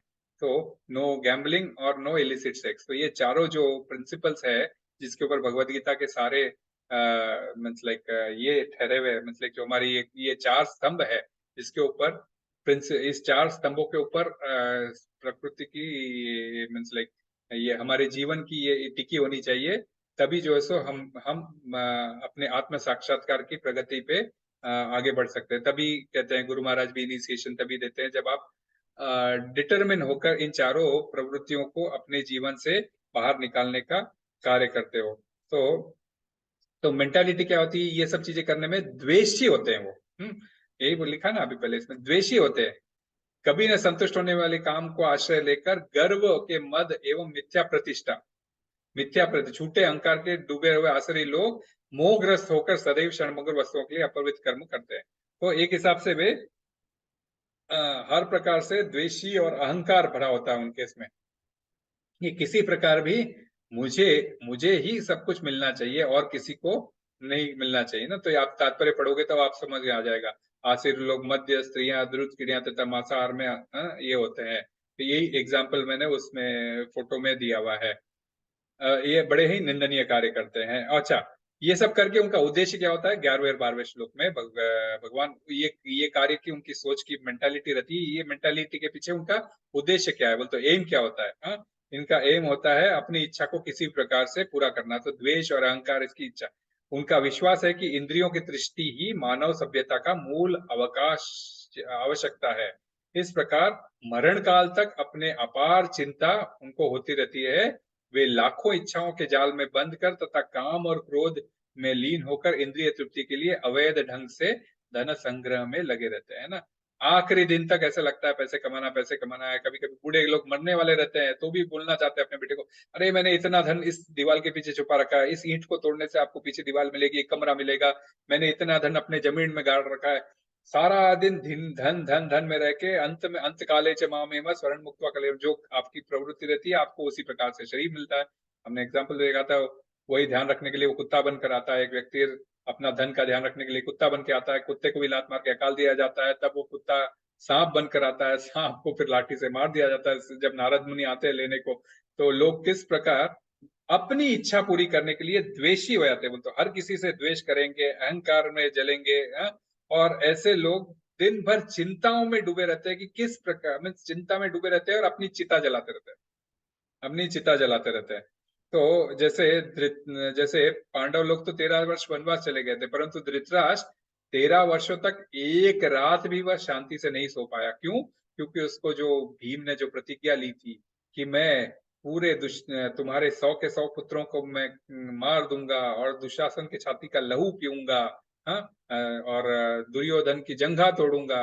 उसको अपने पुत्रों की मृत्यु का भय लगा रहता था, सारा दिन उसी चिंता में वह चिता में जलते रहता था। हाँ, तो इसी प्रकार उनकी चिंता होती रहती है और मरण काल तक उसी के बारे में सोचते रहते हैं। तो ये हो गया उनका उद्देश्य। और फिर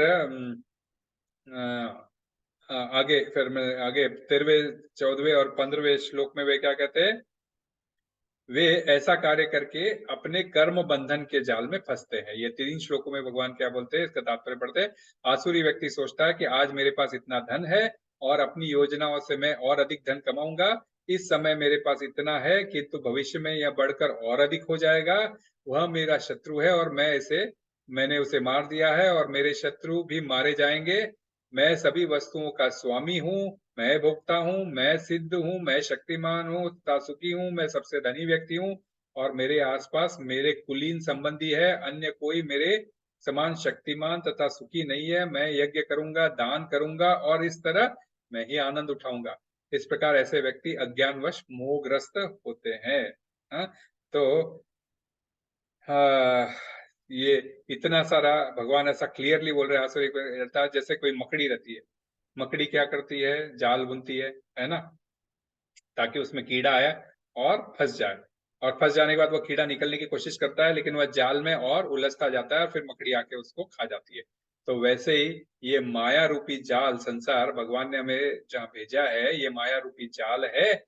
और यदि हम आत्म साक्षात्कार के पथ पर नहीं है और आसुरिक प्रवृत्ति में ही लगे रहे, मैं ही भोगता हूँ करके, तो ये माया का जाल है। समझना होगा आपको, आप कर्म करोगे, आप उसके पाप के भागीदार बनोगे, आप कर्म बंधन में फंसोगे और बार बार आपका जन्म मृत्यु का चक्र चलता रहेगा और आप जो है सो कभी भी इससे बाहर आने के लिए निजात नहीं पाओगे।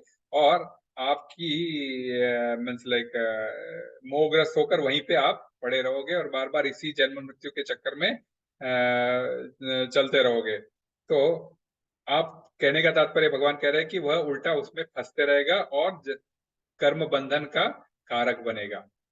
और इतना ही नहीं, इस प्रकार अनेक चिंताओं से उद्विन्न होकर तथा मोह जाल में बंधकर वे इंद्रिय भोग से अत्यधिक आसक्त हो जाते हैं और नरक में जा गिरते हैं। इतना ही नहीं, भगवान और बोलते हैं कि भाई इतना आसक्त हो जाता है कि जैसे है ना यहाँ पे, अब जैसे वो मीन्स लाइक यहाँ पे जैसे क्या मीन्स पराई स्त्री के साथ उसका गमन हो रहा है, तो आगे चलकर उसको लोहे की स्त्री जाती है और उसके साथ उसको बार बार मिलो बोला जाता है। हाँ, कोई द्यूत खेल मीन्स लाइक द्यूत खेलने की आदत है उसको, ऐसे आग में बार बार उसका हाथ जलाया जाता है। तू कर वापस, जुआ कर वापस, तेरा हाथ जलाऊंगा, तेरा पैर जलाऊंगा, तेरा एक एक शरीर जलाऊंगा। तुझे ना मांस खाने की बहुत आदत थी, मीट ईटिंग, ले तुझे भी जो है सो तल के खाया जाएगा। नरक लोक में जो जो यातनाएं दी जाती है ना, जो आप गरुड़ पुराण भी पढ़ोगे या फिर भागवतम के, श्रीमद भागवतम के 5वां स्कंद पढ़ोगे तो आपको ये सब आएगा। तो लाइक आप जो जो सोच रहे हो, means like no meat eating, no intoxication, no illicit sex और नो गैम्बलिंग, इन चारों का किस प्रकार का परिणाम होता है, आप स्वयं उसके नरक के भोगी बनते हो। और आपको तो एक सिंपल सी बात है ना, जैसे इवन लाल गोविंद प्रभु जब यहाँ आए थे तो वे भी कहते थे कि भाई हम कांदा भजिया तल तल के खाते हैं। मूर्ख ये भी नहीं समझता है कि कांदा भजिया तल के यहाँ खा रहा है, उसका 1000 गुना आपको वहां पे तला जाएगा। और जो तकलीफ होगी, क्योंकि उसमें आपकी मृत्यु नहीं होगी, आपको ताड़ना शरीर दिया जाता है, ताड़ना यातना शरीर दिया जाता है। तो जितनी भी ताड़ना दी जाती है वो यातना शरीर सहन करता है। दर्द होता है परंतु आपको तेल में तला जाता है, पकोड़े की तरह आप भुन जाओगे, लेकिन फिर भी आपका शरीर शरीर रहेगा, शरीर खत्म नहीं होगा। तो ये यातनाएं होती है।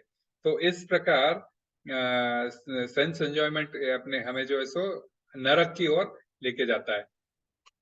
और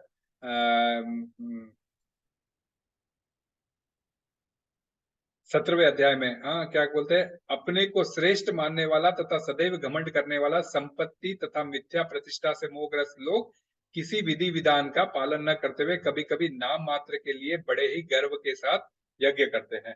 तो कहने का है कि मैंने जो जो भी मतलब अब जो मैं यज्ञ करूंगा वो सिर्फ और सिर्फ मेरे लिए ही करूंगा। अर्थात मैं कमाऊंगा, मैं खाऊंगा, मेरे परिवार वालों को दूंगा, इसके अलावा किसी को कौड़ी नहीं दूंगा। बाजू वाला कोई, अब जैसे दया बहुत इंपॉर्टेंट है ना, आपके बगल में कोई बहुत बूढ़े कोई व्यक्ति रह रहा है और उसके पास खाने पीने के लिए नहीं है, तो आपको क्या लगेगा। जैसे अभी कोरोना में हुआ था फॉर एग्जाम्पल, कई लोगों की नौकरी चली गई थी और फ्लाइटें भी बंद हो गई थी और कई लोग यहाँ फंस गए थे, नौकरी नहीं थी, फ्लाइटें नहीं थी, किराया देने के लिए चलो मकान मालिक ने बोला कि ठीक है हम 4-5 महीने बाद लेंगे, लेकिन खाने पीने के लिए तक उस समय इस्कॉन ने काफी मदद की थी, सभी लोगों को सामान पहुंचाया था कि आप 15 दिन के लिए आप खाना पका सको हर एक चीज क्या। या फिर हमारे नीचे ही किसी का था, तो हम उनको भूखा तो मरते हुए देख नहीं सकते थे, तो जब भी हमारा प्रसाद बनता था तो जितना हो सके हम उनको भी पहुंचाने की कोशिश करते, क्योंकि दया नाम की चीज होती है। अरे ये लोग, बाजू वाला मरे या खपे, मुझे कोई उससे मतलब नहीं है, इस प्रकार की मेंटालिटी हो जाती है। जो नरक मीन्स ऑलरेडी नरक तो उनकी यातना होगी होगी, लेकिन उन वो सोचते हैं कि मैं ये ऐसा अपना अपना करके मिथ्या में रहते हैं कि मैं जो है सो स्वर्ग जाके इन सब चीजों को भोगूंगा, जबकि वह पूरा नर्क का उसका परिणाम है। तो उसके आगे क्या होता है? मिथ्या अहंकार के द्वारा बल, दर्प, काम तथा क्रोध से मोहित होकर आसुरी व्यक्ति अपने शरीर में तथा अन्यों के शरीर में स्थित भगवान से ईर्ष्या और वास्तविक धर्म की निंदा करने लगता है।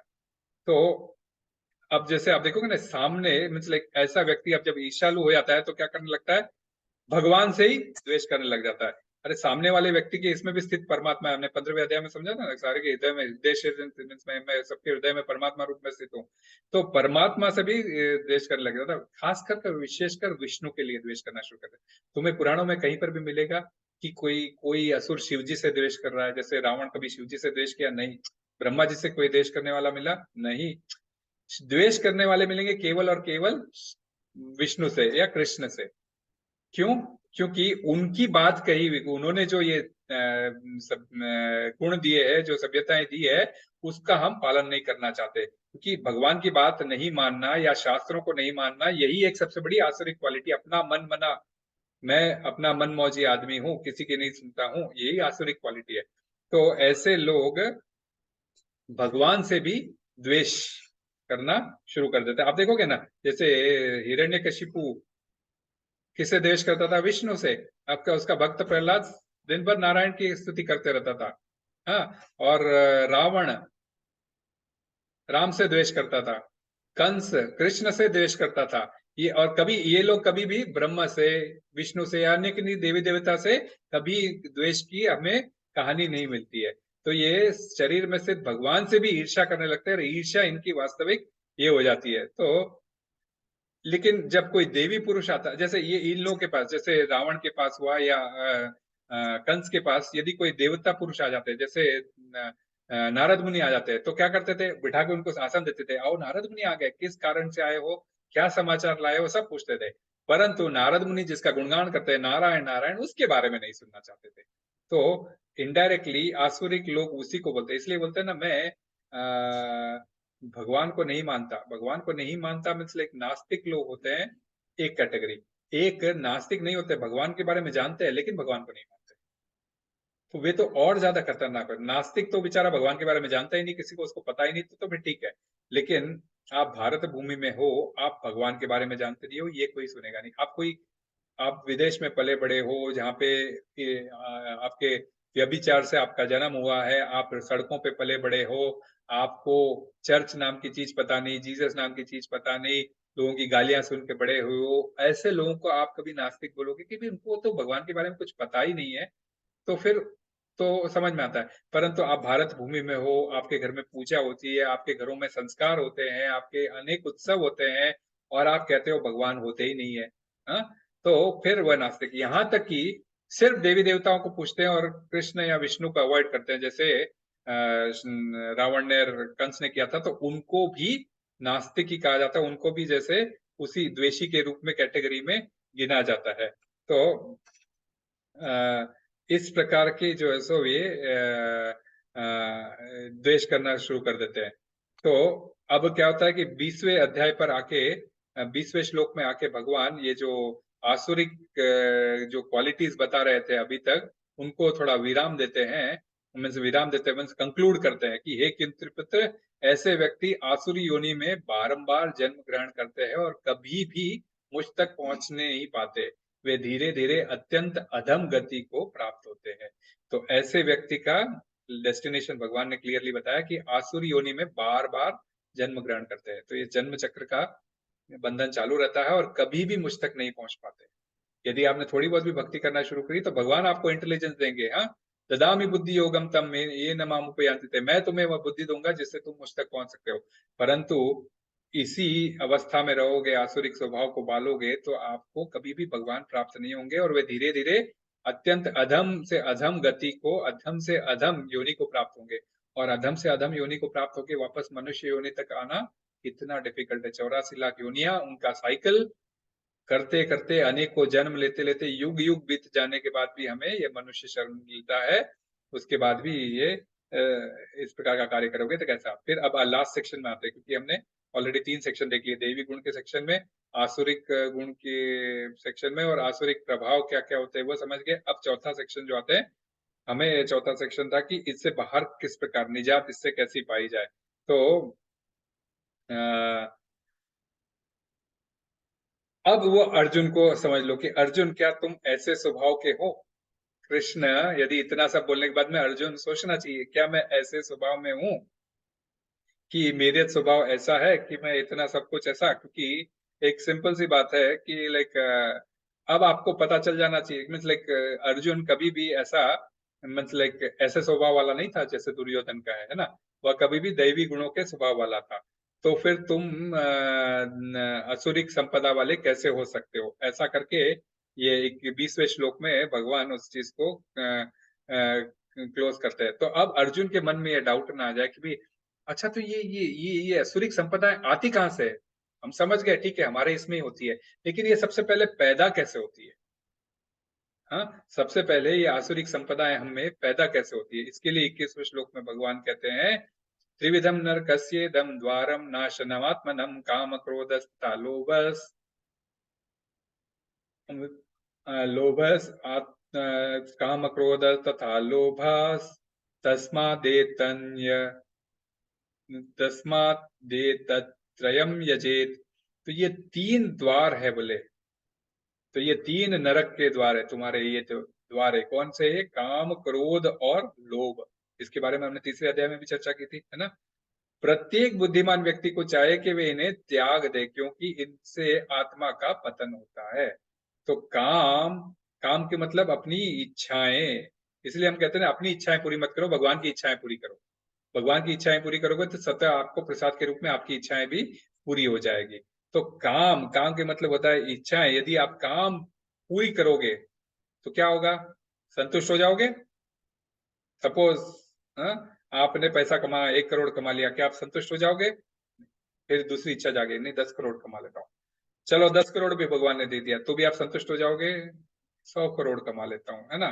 तो ये एक इच्छा दूसरी इच्छा को जन्म देती है, और दूसरी इच्छा तीसरी इच्छा को जन्म देती है। तो उसके वजह से क्या होता है, व्यक्ति को लोभ पैदा हो जाता है, और वह कभी खत्म ही नहीं होता है।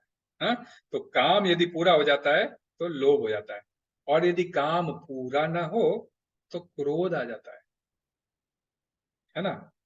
रावण, दुर्योधन क्रोधी, तो इनकी इच्छा पूरी नहीं हुई थी, द्रौपदी को भरी सभा में लेके आ गए थे, इच्छा पूरी नहीं हुई थी, क्रोध। तो हमारी भी इच्छा यदि पूरी नहीं होती है तो ऑटोमेटिकली क्रोध आ जाता है। तो ये क्रोध काम का छोटा भाई है, और लोभ जो है सो बड़ा भाई समझो। समझने की बात नहीं है, परंतु एक की इच्छा पूरी होने से क्या होता है और दूसरी की इच्छा पूरी होने से क्या होता है। तो रोकना कहाँ है हमें, हमें काम पर ही रोकना है ना। काम का मतलब होता है सिर्फ काम वासना स्त्रियों के प्रति नहीं, काम के प्रति काम, लाइक कमाने के प्रति काम, कोई भी जो, हर जो चीज जिसको हमें नशा देती है, इस प्रकार का काम हमारे लिए नुकसानदायक हो सकता है। इसलिए काम, ये सारी इंद्रियां काम की भूखी है। आंखें देखना चाहती है, नाक सूंघना चाहता है, कान सुनना चाहता है, ये सारे काम के भूखे हैं और अपने अपने तत्व को ढूंढते हैं। परंतु हमें इनको रीडायरेक्ट करना है, किसमें, भगवान के सेवा में। भगवान के बारे में सुनना है, भगवान को देखना है, भगवान को ये करना है, जो भी चीज देखी उसमें भगवान को ढूंढना है। तब जाके ये काम को वहीं पे स्टॉप कर सकता है। एंटीवायरस तभी उसको वहां पे रोक सकता है। यदि आपने वायरस की फाइल खोली तो फिर ये क्रोध और लोभ ऑटोमेटिकली आपके जीवन में उतर जाएंगे। तो इसीलिए काम के स्टेज पर ही हमें जो है सो उसको ब्रेक लगाना है। तो क्या हो उसको, वो करने के लिए कैसे होगा, इनसे बचा कैसे आ सकता है, ये काम और क्रोध से कैसे बचा जा सकता है। तो 22वें श्लोक में भगवान कहते हैं, हे कुंती पुत्र, जो व्यक्ति इन तीनों नरक द्वारों से बच पाता है वह आत्म साक्षात्कार के लिए कल्याणकारी कार्य करता है, और इस प्रकार क्रमशः परम गति को प्राप्त करता है। इसको रोकना है तो आत्म साक्षात्कार, मैं कौन हूं, मैं आत्मा हूं। आत्मा कौन है, परमात्मा का अंश है। और परमात्मा का अंश है, तो मेरा क्या कार्य है? परमात्मा की सेवा करना। तो ये जो बेसिक क्वेश्चन है, मैं कौन हूं, आत्म साक्षात्कार यहीं से शुरुआत होती है। तो आत्म साक्षात्कार का कार्य करता है इस प्रकार। उस आत्म साक्षात्कार के कार्य में आगे बढ़ते बढ़ते पर क्रमशः परम गति को वह प्राप्त करता है, अर्थात उसका ऊपरी लोकों की ओर उसकी गति होती है। और ये कहाँ मिलेंगे? ये कहाँ मिलेंगे? जाहिर सी बात है, हमें कहाँ मिलेंगे? शास्त्रों में मिलेंगे, है ना। यह शास्त्र इति मृत्यु विसृज्य वर्तते कामकारत न स सिद्धिम अवाप्नोति न सुखम न पराम गति। जो शास्त्रों के आदेश की अवहेलना करता है और मन माने ढंग से अपना कार्य करता है, उसे न तो सिद्धि, न सुख, न परम गति की प्राप्ति होती है। तो ये सारे आपको, ये रोक पाने के सारे मेथड्स आपको शास्त्रों में दिए गए, इसलिए आपको शास्त्र का नॉलेज, ज्ञान हासिल करना है। ये ज्ञान योग का सेक्शन है, इसलिए हम शास्त्र का ज्ञान हासिल करना है, भगवत गीता भागवतम के बारे में जानकारी हासिल करनी है। और जब आप जानकारी हासिल कर लोगे तब ऑटोमेटिकली क्या होगे? आपको परम सुख, परम गति की प्राप्ति होगी। अदरवाइज आपने ये जो शास्त्र में बताए गए 4 नियम है, ये है, इनकी अवहेलना करके अपने मनमाने ढंग से मैं भोगता हूँ, सब कुछ मेरे लिए कार्य करते हो, न तो सिद्धि है, न तो इस जन्म में आप सुधरोगे, आगे चल के भी नहीं सुधरोगे। इस जन्म का खत्म हो गया तो नरक जाओगे, वहां पे भी भोगोगे, और आप कभी भी परम गति को आप प्राप्त नहीं कर पाओगे। ऐसा कहकर वह आखिरी श्लोक में आते हैं, तस्मात् शास्त्रम प्रमाणम ते कार्या कार्य व्यवस्थितो ज्ञात्वा शास्त्र विधानोक्तम कर्म कर्तुम इमारसी। अतएव मनुष्य को यह जानना चाहिए कि शास्त्रों के विधान के अनुसार क्या कर्तव्य है और क्या अकर्तव्य है। उसे विधि विधानों को जानकर कर्म करना चाहिए, जिससे वह क्रमशः ऊपर उठ सके। तो ये ज्ञान हासिल किस लिए करना है? ताकि सारे विधि विधानों का हमें जानकारी हासिल कर सके। ये नरक के 3 द्वार जो हमने बोले 3, तो ये 3 हमें नरक की ओर ले जाते हैं। और शास्त्र की अवहेलना करके हमें नहीं जीना चाहिए। तो ये जो 4 नियम है, ये शास्त्र की अवहेलना के तहत आते हैं। इनको अवहेलना करके नहीं जीना चाहिए, उसको उल्टा रीडायरेक्ट करना चाहिए कृष्णा कॉन्शियसनेस में। कृष्णा कॉन्शियसनेस में कैसा? मनुष्य को जानना चाहिए कि शास्त्रों के विधान के अनुसार क्या कर्तव्य और क्या अकर्तव्य है, उसी विधि विधानों को जानकर कर्म करना चाहिए। तो हमें पिछले इसमें भी यहाँ ये खाना खा रहे हैं, परंतु क्या खा रहे हैं ये लोग? मांस मदिरा खा रहे हैं। इसको हमें शुद्ध शाकाहार में कन्वर्ट करना चाहिए। यहाँ पे क्या कर रहे हैं? ये पराई स्त्री के साथ में गमन कर रहे हैं, इलिसिट सेक्स। इसको यहाँ क्या कर रहे हैं? अपने परिवार के साथ में, सिर्फ अपनी पत्नी के साथ में संबंध बनाना चाहिए। और फिर क्या कर रहे हैं? गैम्बलिंग, जुआ खेल रहे। जुआ नहीं खेलना चाहिए, उल्टा भक्तों के साथ मिलकर भगवान की भक्ति करना चाहिए। और इंटॉक्सिकेशन, नशा नहीं करना चाहिए, उल्टा आपको नशाई है तो उल्टा आप जो है सो प्रसाद वितरण का नशा ले लीजिए। इसीलिए ना आप देखते हो मंदिर में आप क्या करते हैं? मंदिर में आते तो सब प्रसाद ही रहता है ना, आप प्रसाद का वितरण कीजिए, ये नशा को पालिए। तो इन चारों, कोई भी चीज जो हम करते हैं उसको किस प्रकार हम कृष्ण की ओर डाइवर्ट कर सकते हैं, ताकि यह शास्त्र आपको उपदेश दे रहा है, जिससे क्या होगा? धीरे धीरे आपकी क्वालिटी जो है ना, एक तीर से 2 निशान है ना। करना तो कार्य वही है जो जिसके लिए हम इस धरती पर आए हैं, परंतु उस कार्य का रूप बदल देना है, उसको सिर्फ कृष्ण की ओर डाइवर्ट कर देना है, जिससे एक तीर से 2 निशान होंगे। हमारी आसुरिक प्रवृत्ति धीरे धीरे धीरे कम होगी और हमारी दैवी प्रकृति धीरे धीरे बढ़ेगी, जिससे अंत में हमें दैवी गुणों के सहारों के साथ ही इस लोक से परलोक में जब जाएंगे तो कृष्ण का सहारा लेके, कृष्ण का नाम याद करके कृष्ण के लोक में पहुंच जाएंगे। तो ये हो गया दैव और आसुरिक स्वभाव, ये बड़ा डिटेल में था। और इसका अवलोकन में हमने शुरू के 3 श्लोकों में 3 दिव्य 26 दिव्य गुणों के बारे में चर्चा की। फिर 6वें श्लोक में हमने आसुरिक गुणों की चर्चा की, और ये आसुरिक पूरे मतलब 7वें श्लोक से 20वें श्लोक तक बुरे कर्म के फल से हमें किस प्रकार बचना चाहिए, और बुरे कर्म हमें जागृत कैसे होते हैं। केवल और केवल 3 जो नरक के द्वार है उसके वजह से जागृत होते हैं। उससे बचने के लिए हमें शास्त्रों का पालन करना चाहिए, शास्त्र में जो विधियां बतलाई गई है उसके हिसाब से अपना जीवन जीना चाहिए। और भगवत गीता के प्रिंसिपल्स को अपने जीवन में उतारकर अपना जीवन शाश्वत सिद्ध कर लेना चाहिए। तो ये आज का चैप्टर यहाँ पे खत्म होता है, 16वां अध्याय। किसी का कोई प्रश्न है, बिल्कुल प्रश्न पूछिए, जो जितना भी मुझे समझ में आएगा मैं आपको समझाने की कोशिश करूंगा। हरे कृष्णा, हरि बोल। प्रभु जी, एक सवाल था। मतलब यस। ये इस चैप्टर में तो मुझे ऑलमोस्ट समझ में आ गया, सारी चीज क्लियर है। हम्म। असुरी प्रवृत्ति दैवी और जो अच्छी देवी देवी प्रवृत्ति। प्रवृत्ति। लेकिन एक चीज पूछनी थी सर कि जो जो इंसान नॉर्मल लाइफ में भी है, जो असुरी प्रवृत्ति में आपने जो मतलब जो क्रोध और ये सब बताया था, जो नॉर्मल में भी जो जिद करता है, सुनता नहीं है, वो भी इसी असुरी प्रवृत्ति में ही काउंट होगा या फिर? यस यस, बिल्कुल होगा, बिल्कुल होगा। तो हो जाता क्या है ना, इसीलिए हमें हमें वो सब ताकतें रहती है, तो हम इसको शुरू से निकाल नहीं सकते, क्योंकि ये हमारे स्वभाव में आई हुई है। और ये स्वभाव बनता है, मैंने बोला, करोड़ों जन्मों से। तो ये स्वभाव में आती नहीं है, इसको धीरे धीरे धीरे धीरे करके निकालना होता है, बहुत समय लगता है। तो क्रोध के ऊपर शांत, केवल चैंटिंग और चैंटिंग और चैंटिंग करते करते आप जब भक्तों के साथ रहोगे तो भक्त ऑटोमेटिकली आपको ऐसी बात बोलेगा जब ऑटोमेटिकली आप शांत हो जाओगे। क्रोध आएगा, आपको बहुत झंझलाहट होगी, और सडनली फिर ऐसा, अरे भाई ये भी तो कृष्ण का ही अंश है, फिर मैं इसके ऊपर क्रोध करके क्या कर रहा हूँ। भक्तों के बीच में झगड़ा नहीं होता, नहीं होता, होता ही है, लेकिन वापस इमीडिएटली समझ जाते हैं ना। जैसे आप बोलते हैं घर में किसी की डेथ होती है तो हम क्या पूरे 12 महीने रोते हैं? क्या नहीं रोते हैं? क्यों? 12 दिन के अंदर जितना होना है हो जाता है। उसके बाद में आज साल भर बाद में आपको याद करोगे मेरी मृत्यु, मदर की मृत्यु हो गई और मैं याद करके रोऊंगा, तो हो पाएगा? नहीं हो पाएगा। तो समय उसको कवर करता है। तो ये समय आपके उन प्रभावों को कम करता है, बुरे वाले और अच्छे वाले प्रभावों को बढ़ाता है। तो ये प्रभाव हम सब में रहते हैं, इसीलिए कहा ना कलयुग में हम में ही ये सारे प्रभाव आ गए हैं, और ये प्रभाव धीरे धीरे निकलते हैं प्रभु। इसीलिए ये प्रोसेस बताया गया है कि आप ABCD फॉलो करो।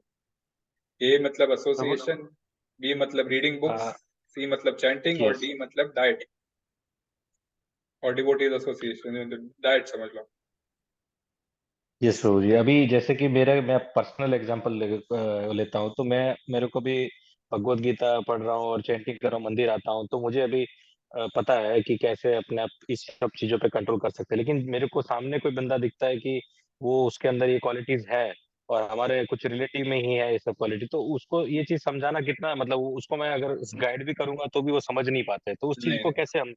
उस अरे यही प्रभु, यही बात होती है कि हम हर किसी को हम नहीं गाइड कर सकते, क्योंकि हमें उतनी अभी क्षमता आई नहीं है। जैसे हम बोलते हैं ना कि आप स्पेशली परिवार वालों को, मैं मेरी मेरी एडवाइस है कि आप परिवार वालों को, आप समझते हैं उसको तो आप उसको उसके हिसाब से डील करो, परंतु आप उसको समझाने जाओगे तो क्या हो जाएगा, वो उल्टा आपका अपमान करेगा। इनडायरेक्टली वो अपना अपमान कर रहा है, क्योंकि वह आपके अंदर स्थित बैठे परमात्मा का अपमान कर रहा है, और वह अपना खुद का नुकसान कर रहा है, अपने लिए नरक खोद रहा है। तो हम कभी कभी ऐसा समझाने जाते हैं तो उल्टा वह हम पर भारी पड़ जाता है। इसलिए आप मंदिर में कभी देखोगे एक कोने में लिखे हैं 10 रूल्स टू बी फॉलोड। हाँ, तो किसी भी अभक्त को अपने तौर पे समझाने की कोशिश नहीं करना। इसके अंदर क्या होता है कि अधिकारी होते हैं, एक तो उच्च अधिकारी होते हैं, मध्यम अधिकारी होते हैं, और कनिष्ठ अधिकारी होते हैं। हम सभी भी कनिष्ठ में हैं। थोड़ा बहुत हम प्रवचन करके मध्य में बनने की कोशिश कर रहे हैं, अभी हम बने नहीं हैं। हम कोशिश कर रहे हैं कि मध्य में एटलीस्ट बने। परंतु गुरु महाराज और जो सन्यासी लोग, ये सारे जो है सो उच्चतर अधिकारी में रहते हैं। इनको पता है उच्चतम नॉलेज उच्चतर कैटेगरी को कैसे दिया जाता है। वो अगर उच्चतम नॉलेज हमको देना शुरू करेंगे तो हमारे समझ से बाहर आ जाएगी। जैसे हम भगवत गीता, हम पहले कुछ भी नहीं जानते थे, भगवत गीता को पढ़ते थे, पन्ने पलटाते थे, नींद आती थी, सो जाते थे, कभी कुछ समझ में आता नहीं था। तो ये गुरु अपने से एक कदम नीचे उतरता है, मध्यम अधिकारी के लेवल पर उतरता है, और गुरु उसको समझाता है, तब जाके उसको धीरे धीरे समझ में आना शुरू होता है। तो सामने वाले व्यक्ति के साथ भी वैसे ही, हम अभी कनिष्ठ अधिकारी में है, और कनिष्ठ अधिकारी से हमसे कनिष्ठ भी वो नीचे है, निकृष्ट अधिकारी में है, तो वह तो कभी भी नहीं समझ पाएगा जब तक मध्यम वर्ग के अधिकारी का उसके ऊपर थोड़ा बहुत असर नहीं आएगा, या उसके ऊपर थोड़ा छाप नहीं गिरेगा ना। तो जैसे एंटीवायरस अपडेट करना पड़ता है ना, क्योंकि वायरस कभी कभी बहुत बढ़ जाता है, तो एंटीवायरस अपडेट करना पड़ता है ना सिस्टम में भी। तो वैसा ही है। तो ये अपडेट वाले पर्सन को ले जाके उनको थोड़ा करना पड़ता है। वो लोग जानते हैं कि किस प्रकार करना है, क्योंकि डायरेक्टली जाके आप उसको एडवाइस करना शुरू करके तो एग्जैक्टली वो ऐसे ही प्रकार बिहेव करेगा, नास्तिक जैसे करते हैं या फिर आसुरिक प्रवृत्ति जैसे होते हैं। क्यों? क्योंकि उनकी इच्छा पूरी नहीं हो रही है, उनको तो क्रोध आएगा ही आएगा। तो ऐसे लोगों को धीरे धीरे बुलाया जाता है, आप ये क्लास अटेंड करो, आप ये सत्संग एक बार अटेंड करो, मेरे खातिर चले जाओ, उसके खातिर चले जाओ, जिसकी सुनता है वो उसको थोड़ा कॉन्फिडेंस लेके इस प्रकार थोड़ा प्रभु ट्रेन करना पड़ता है, तभी हो पाता है। तो ये तो जैसे बता ना, एक सदियों से आए हुए गुण है, एकदम एक झटके में नहीं निकलते। या फिर कभी कभी एकदम उच्चतम अधिकारी का कभी कभी इतना असर पड़ जाता है कि किसी ने एकदम गुरु महाराज के जैसे फॉर एग्जाम्पल वो जो अपने अंगुली माल था, आगे चल के उन्होंने वो कौन बने थे, जो रामायण लिखे थे अपने वाल्मीकि, वाल्मीकि। अंगुलीमाल। हाँ, अंगुलीमाल पहले तो अपना कार्य कर ही रहा था, लोगों की उंगलियां काटना, लोगों को मारना, दस्यु ही था ना वो बहुत बड़ा। लेकिन नारद मुनि से उनकी मुलाकात हो गई थी, है ना। और नारद मुनि तो उच्च कैटेगरी के महाभागवत संत है। और उन्होंने बस एक ही प्रश्न पूछा, अच्छा तू ये कर रहा है तो तुम्हारे परिवार वाले साथ दे रहे हैं इसमें? तो बोलते बिल्कुल देंगे। तो बोले जाके पूछ क्या? तो बोले तू भाग जाएगा? बोले मैं नहीं भागता हूँ, मैं यहीं खड़ा रहूंगा, पूछ के आता है। तो पत्नी क्या बोलती है, नहीं नहीं, तुम्हारे कर्म का भोग तुम भोगो, मैं क्यों साथ दूंगी, ये पाप कर रहे हो तो तुम भोगो। बच्चा भी यही बोलता है। तो उनको रियलाइज होता है कि मैं क्या बड़ा मीन्स लाइक ये कर रहा था। और फिर उनको नारद मुनि राम राम का ज्ञान देते हैं कि तुम राम राम जपो।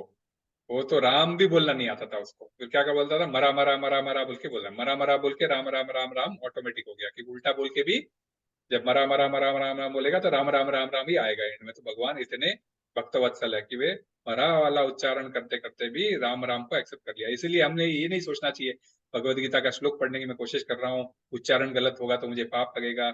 आपकी मनशा क्या है, कॉन्शियसनेस क्या है, दुर्योधन वाली या अर्जुन वाली? तो आप अर्जुन वाली मेंटालिटी से पढ़ना चाहोगे, आपको कोई दोष नहीं लगेगा, भगवान उसके अंदर भी आपकी भक्तवत्सलता देखेंगे और आपको आगे बढ़ने के लिए प्रोत्साहित करेंगे। जैसे वो साउथ इंडिया के मंदिर वाले का, जो मंदिर में बैठे बैठे एक पुजारी इस पुस्तक पढ़ रहा था उल्टी भगवत गीता, उसके गुरु ने बोला था और वो बोल रहा था मुझे तो पढ़ना भी नहीं आता। तो फिर चैतन्य महाप्रभु पूछा, अच्छा पढ़ना नहीं आता है तो समझ में आया बुक उल्टी पकड़ा है, लेकिन रो क्यों रहा है? तो बोले कृष्ण जो भगवान है नीचे बैठे हैं और अर्जुन ऊपर बैठा है, यही सोच के जगल कोटि ब्रह्मांड के नायक नीचे बैठे हैं और अपने भक्त की लात खा रहे हैं, यह सोच के मुझे रोना आ रहा है। तो चैतन्य महाप्रभु ने बोला तुझे भगवत गीता समझने की जरूरत नहीं है। तो उसका कॉन्शियसनेस क्लियर था। ये कॉन्शियसनेस में परिवर्तन आते आते समय लगता है प्रभु, कोई चिंता नहीं है। तो कभी कभी कुछ चीजें छोड़ देनी चाहिए, इनवाइट करना चाहिए, अपने तरफ से कोशिश करना चाहिए, परंतु इतनी भी कोशिश नहीं करना चाहिए कि वो आपको हार्म करे, कुछ गाली देके जो उसको लगे, है ना। क्योंकि ओके। विष्णु से ही नफरत करते हैं, यही बात है। और आपके हम्म। अंदर भी विष्णु तत्व है तो वो फर्क पड़ता है, उसके अंदर भी विष्णु ओके। तत्व है तो उल्टा खुद का नुकसान कर रहा है वो, ऐसा है। बोलते ना किसी को ओके। उंगली नहीं दिखाना, क्योंकि उंगली अपन एक उंगली दिखाते हैं, सामने चार उंगलियां हमें हमारी तरफ ही आती है। तो एक उंगली से आप सोचते हो कि उसको नचा लोगे तो चार उंगलियां खुद की तरफ आप खुद नाच रहे हो उसमें। बिल्कुल, मतलब ये भी बोलना सही नहीं है कि मतलब भाई अभी नॉनवेज मत खाओ, ये दारू ना मदिरा मत ना पियो ना ना ना ना ना, ये इस्कॉन कभी भी एडवाइस नहीं करता आपको कि ये सब छोड़ दो। आप ऑटोमेटिकली प्रसाद खिलाते रहो उसको, बस खत्म।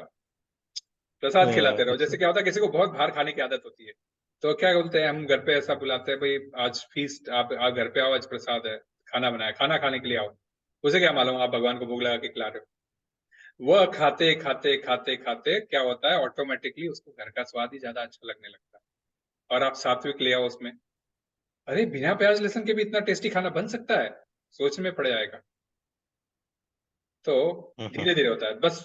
ये जीवा, सबसे बड़ी चीज जीवा ही है जिसमें क्रोध आती है, और जीवा ही है जिसको कंट्रोल किया जा सकता है सिर्फ प्रसाद से। कार्य एक ही है, भक्ति करना है किसी भी प्रकार, और सामने वाले को किसी भी प्रकार में भक्ति पहुंचानी है, चाहे वो श्रवण के माध्यम से पहुंचाओ, चाहे कीर्तन के माध्यम से पहुंचाओ, या प्रसाद के माध्यम से पहुंचाओ। प्रसाद ही सबसे इंपॉर्टेंट चीज है इस्कॉन में।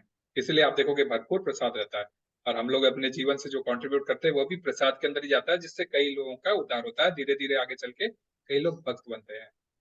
भक्त बन के हमको कोई उनको ब्रांडिंग तो नहीं करना होता है, भक्त बन के उनको वही क्वालिटीज देनी होती है, और वही क्वालिटीज यदि वो समझ गए तो दूसरों को देनी है। पहले हम वो क्वालिटीज ग्रहण करें, अपने जीवन में उतारे। फिर मैं जब कार्तिक का इतना महत्व बोलता था, कार्तिक में ये करना चाहिए, यदि मैं नहीं फॉलो करूं और आपको बोलूं तो उसके कोई असर नहीं होगा।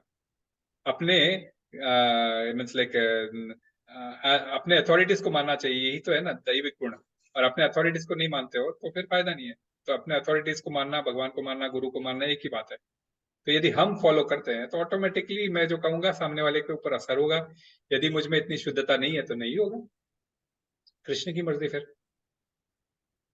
बिल्कुल। यस। एक और प्रभु, एक क्वेश्चन था कि अभी क्या हुआ, ऑफिस में हम लोग बात कर रहे थे तो एक मेरा कलीग ऐसे बात किया कि अभी जैसे हमारे भगवत गीता में लिखा है कि आत्मा क्या बोलते हैं, इनकारनेशन है, मतलब वो एक शरीर से दूसरे शरीर में हाँ, ट्रांसफर होता है। ट्रांसफर होता है। तो हाँ, तो अभी सिंपल, अभी जैसे कि अगर पिछले 100 साल में देखें तो पॉपुलेशन कम थी, हम्म। तो वो अभी नई आत्मा इतनी सारी क्यों डेवलप हो रही है बस अभी इस पहले दुनिया की में पहले की पॉपुलेशन में पशुआं ज्यादा थे ना। अपने नंद बाबा के पास 9 लाख गायें थी, आज किसी के पास रह सकती है? बिल्कुल। है ना? तो 9 लाख मनुष्य बढ़ गए तो गायें रहती थी वो हमें नजर नहीं आता है, और परशु मनुष्य बन गए वो, क्योंकि उनकी आज उनकी हत्या होके वे मनुष्य बन रहे हैं, और वे भी वही कार्य कर रहे हैं। ये हिंसा, ये जो होती है ना, हिंसा का मतलब ही वही है। हम्म हम्म, कि मैंने तुमको मारा, तुम मुझे मारो। तो ये समझते नहीं है कि आज तुमने इस पशु की बलि दी है। पशु की बलि कब दी जा सकती है? आप मंत्र उच्चारण के साथ में उस पशु की बलि देते हो, ताकि उस पशु को दूसरा जन्म मिले और आपकी भी ऊर्ध्व गति हो। और या फिर आप किसी को सिखा रहे हो और आप उस सिखाने का आप अपने ऊपर लेते हो और उसको निगेट कर सकते हो और ऊपर के लोगों में जा सकते हो, तभी पशु की बलि बताई गई है शास्त्रों में। आज वो मंत्र बोलने वाले नहीं है और उस कॉन्शियसनेस से कोई कराता नहीं है, सिर्फ अपने जबान के टेस्ट के लिए ये बलि चलती है। तो फिर नतीजा क्या होगा? जो पशु मारा गया वो पशु ह्यूमन बीइंग बनेगा, और जिसने मारा है वो उस पशु बनेगा, और ये आपस में बैर चलता रहेगा। कब तक? कब तक? जब तक कलयुग में भगवान कली आके इन सबका अधम का नाश ना करे। तो ये चलता रहेगा। तो हम बोलते हैं कितने कीड़े मकोड़े थे पहले, कितनी बैक्टीरिया थी पहले, सब खत्म हो गई। खत्म क्या हो गई? हमने उनको रिप्लेस कर दिया ह्यूमन बींग से। तो ह्यूमन बींग्स को फिर वो बैक्टीरिया आएगी, कोरोना के रूप में खा जाएगी कई लोगों को। तो ये सारी चलते रहेगी प्रभु। प्रकृति, इसलिए प्रकृति हमारे वश में नहीं है ना, यही बोलते हैं ना। 5 टॉपिक्स भगवत हम्म गीता के: आत्मा, परमात्मा, प्रकृति, काल और कर्म। तो ये 4 तो हमारे बस में है ही नहीं प्रभु। ये किसी न किसी रूप में। और ये जो सारे हैं, हम बोलते हैं कि पॉपुलेशन कम थी, आज पॉपुलेशन बढ़ गई है। हम खाली इस अर्थ की बात कर रहे हैं। ये 14 लोक हमने देखे हैं। तो इस 14 लोकों में ही आपका एंट्री और एग्जिट चालू रहता है। ये 14 लोगों का वजन तो वही है। आप इसमें आपने 5 भूमि, रपो, नलो, वायु, खमन और बुद्धिरेव चाहिए, 5 तत्वों को आपने कुछ प्रपोर्शन से ग्रहण किया है। उस पशु ने किस प्रपोर्शन से ग्रहण किया है? प्रपोर्शन तो उसी वातावरण से आया है जो इस कवरिंग में, 5 कवरिंग है, जो कवरिंग है उसी में से आया है। और ये जब मरते हो तो आप वापस वहीं पे रिटर्न हो रहा है। तो ये इक्विलिब्रियम भगवान ने अपना बराबर सेट करके बनाया, उसमें कोई दो राय नहीं है। तो इसी ब्रह्मांड के अंदर एक एनर्जी से दूसरी एनर्जी और दूसरी एनर्जी से तीसरी energy, the sum total of energy is Krishna unmanifested form प्रधान। ये जो क्रिएशन आता है ना, तब समझ में आता है। तो प्रधान से फिर धीरे धीरे गुण उत्पन्न होते हैं, गुणावतार होते हैं, ये होते हैं, ये सारे उसी प्रधान में से आए। तो सम टोटल ऑफ प्रधान energy is equal to this all multiple universe energy. तो इनका मास इज इक्वल टू वो, जो मास और डेंसिटी ये सब चीजें छोड़ दो, क्योंकि कृष्ण की इच्छा है। वो कितने बड़े भारी पहाड़ गोवर्धन को भी पर्वत की बिल्कुल पत्ते की तरह हल्का कर सकते हैं, या फिर जैसे अपना शरीर का ही उन्होंने, तृणावर्त को जब मारना था तो उसकी गला पकड़ लिया कृष्ण ने, और अपने आप को इतना वजनदार कर लिया कि वो लेके नीचे आके गिरा। और कृष्ण एकदम हल्के से हल्के हो जाते हैं। जब माता यशोदा सेम वही कृष्ण को उठा रही थी तो हल्के से हल्के हो गए। तो ये कृष्ण को करना आता है, उनको इंटरचेंजिंग ऑफ एनर्जीज करना आता है, जो हमें नहीं आता है। तो हमें बस उनका धन्यवाद ही देना है कि आपने उतना कुछ दिया है। तो इस ब्रह्मांड के अंदर इंटरचेंज हो सकते हैं, परंतु ओवरऑल इक्विलिब्रियम में कोई फर्क नहीं पड़ेगा। इस प्रकार समझना चाहिए। और और प्रभु जी, ये कलयुग का भी प्रभाव है कुछ? ये हो सकता है ऐसा पॉपुलेशन बढ़ते जा रहा है तो ये कलयुग का भी प्रभाव कह सकते हैं क्या इसको? कलयुग कलयुग, बढ़ते जा रहा है तो हाँ प्रभु, जो प्राप्त प्रवृत्ति बहुत सारी हुई है तो उसकी वजह से कलयुग में प्रभाव तो बढ़ेगा ही। और बढ़ेगा, इतना बढ़ेगा कि आगे भागवतम में लिखा है कि मनुष्य मनुष्य को खाएगा। खाने पीने के लिए कुछ मिलेगा नहीं आगे। एक मनुष्य दूसरे मनुष्य बिल्कुल को मिलेगा, वापस वो कबीले वाला सिस्टम आएगा। बिल्कुल बिल्कुल। तो अभी तो ये 10,000 स्वर्णिम युग है प्रभु। इसी 10,000 स्वर्णिम, जो चैतन्य महाप्रभु जो शुरू में आके देके चले गए हैं, ये 10,000 स्वर्णिम युग है। इसके अंदर हम जितनी बार भगवान का नाम लेके इसी जन्म में हो सके तो भगवान के पास पहुंच जाने का प्लान रखना चाहिए, क्योंकि हो सकता है अगला जन्म फिर हमें मिल भी जाए, परंतु उसके 10,000 वर्ष यदि बीत गए तो फिर क्या हालत होगा, हम सोचना पड़ेगा, कल की का ही वेट करना पड़ेगा फिर। बिल्कुल तो बड़े ही थोड़ी ऐसा बोलते हैं ना, इसीलिए फिर वो कई लोग जो इसको मानते नहीं है, जिनको डर लगता है, अरे नहीं यार क्या डरा रहा है, तो ये लोग क्या करते हैं, इस चीज को मानते ही नहीं है। और उनको क्या है, एक चरवाहा मुनि बोल के एक मुनि थे, बोले खा घी पीना हो तो घड़े भर भर के घी पियो, हाँ, एंजॉय करना है तो जितना मर्जी में एंजॉय करो, यही जन्म है, अगला जन्म कोई है नहीं, ऐसे भी बोलने वाले मुनि आए थे। बिल्कुल तो परंतु ओवरऑल वेदों का ज्ञान क्या कहता है, हमें ये समझना चाहिए, क्योंकि आप एक चैप्टर पकड़ोगे तो उस चैप्टर में फिर आप उलझ जाओगे, सिर्फ उस एक चैप्टर को कंक्लूजन में लेके अपने जीवन में उतारना चाहोगे तो आप गलत भी हो सकते हो। इसलिए ओवरऑल कंक्लूजन बहुत जरूरी है। और वेदों को तो जैसे कहा था, लोअर केजी वालों के लिए, नर्सरी वालों के लिए एवं पोस्ट ग्रेजुएट वालों के लिए, सबके लिए दे रखा है। ये तो हमारे ऊपर है कि हम किस लेवल पे हैं। और भगवान ने चॉइस भी हमारे ऊपर ही छोड़ी है, हमें ही डिसाइड करना है। भगवान ने इंटरफेयर नहीं करना है। जैसे युद्ध में उन्होंने कहा था मैं युद्ध नहीं करूंगा, तो वैसे ही भगवान भी हमारे बिल्कुल इसमें इंटरफेयर नहीं करेंगे, इंटरफेयर हमें ही करना है। भगवान खाली उसको सैंक्शन करेंगे, आपने सही या गलत जो भी चूज किया, भगवान सैंक्शन है। भर्ता भोक्ता महेश्वर क्या, 15वें अध्याय में जो है ना कि सर्वस, नहीं नहीं, 14वें अध्याय में आया था ना कि मैं आपका परमिटर और ये हूँ। 15वें में थैंक्स था ना, ना सर्वस्य चाहम हृदि सन्निविष्टो मत्त स्मृति ज्ञानम उपो च वेदेश सर्व नहीं, वेदांत नहीं नहीं, ये जो भर्ता भोक्ता महेश्वर, 14वां अध्याय मेरे ख्याल से 14 है।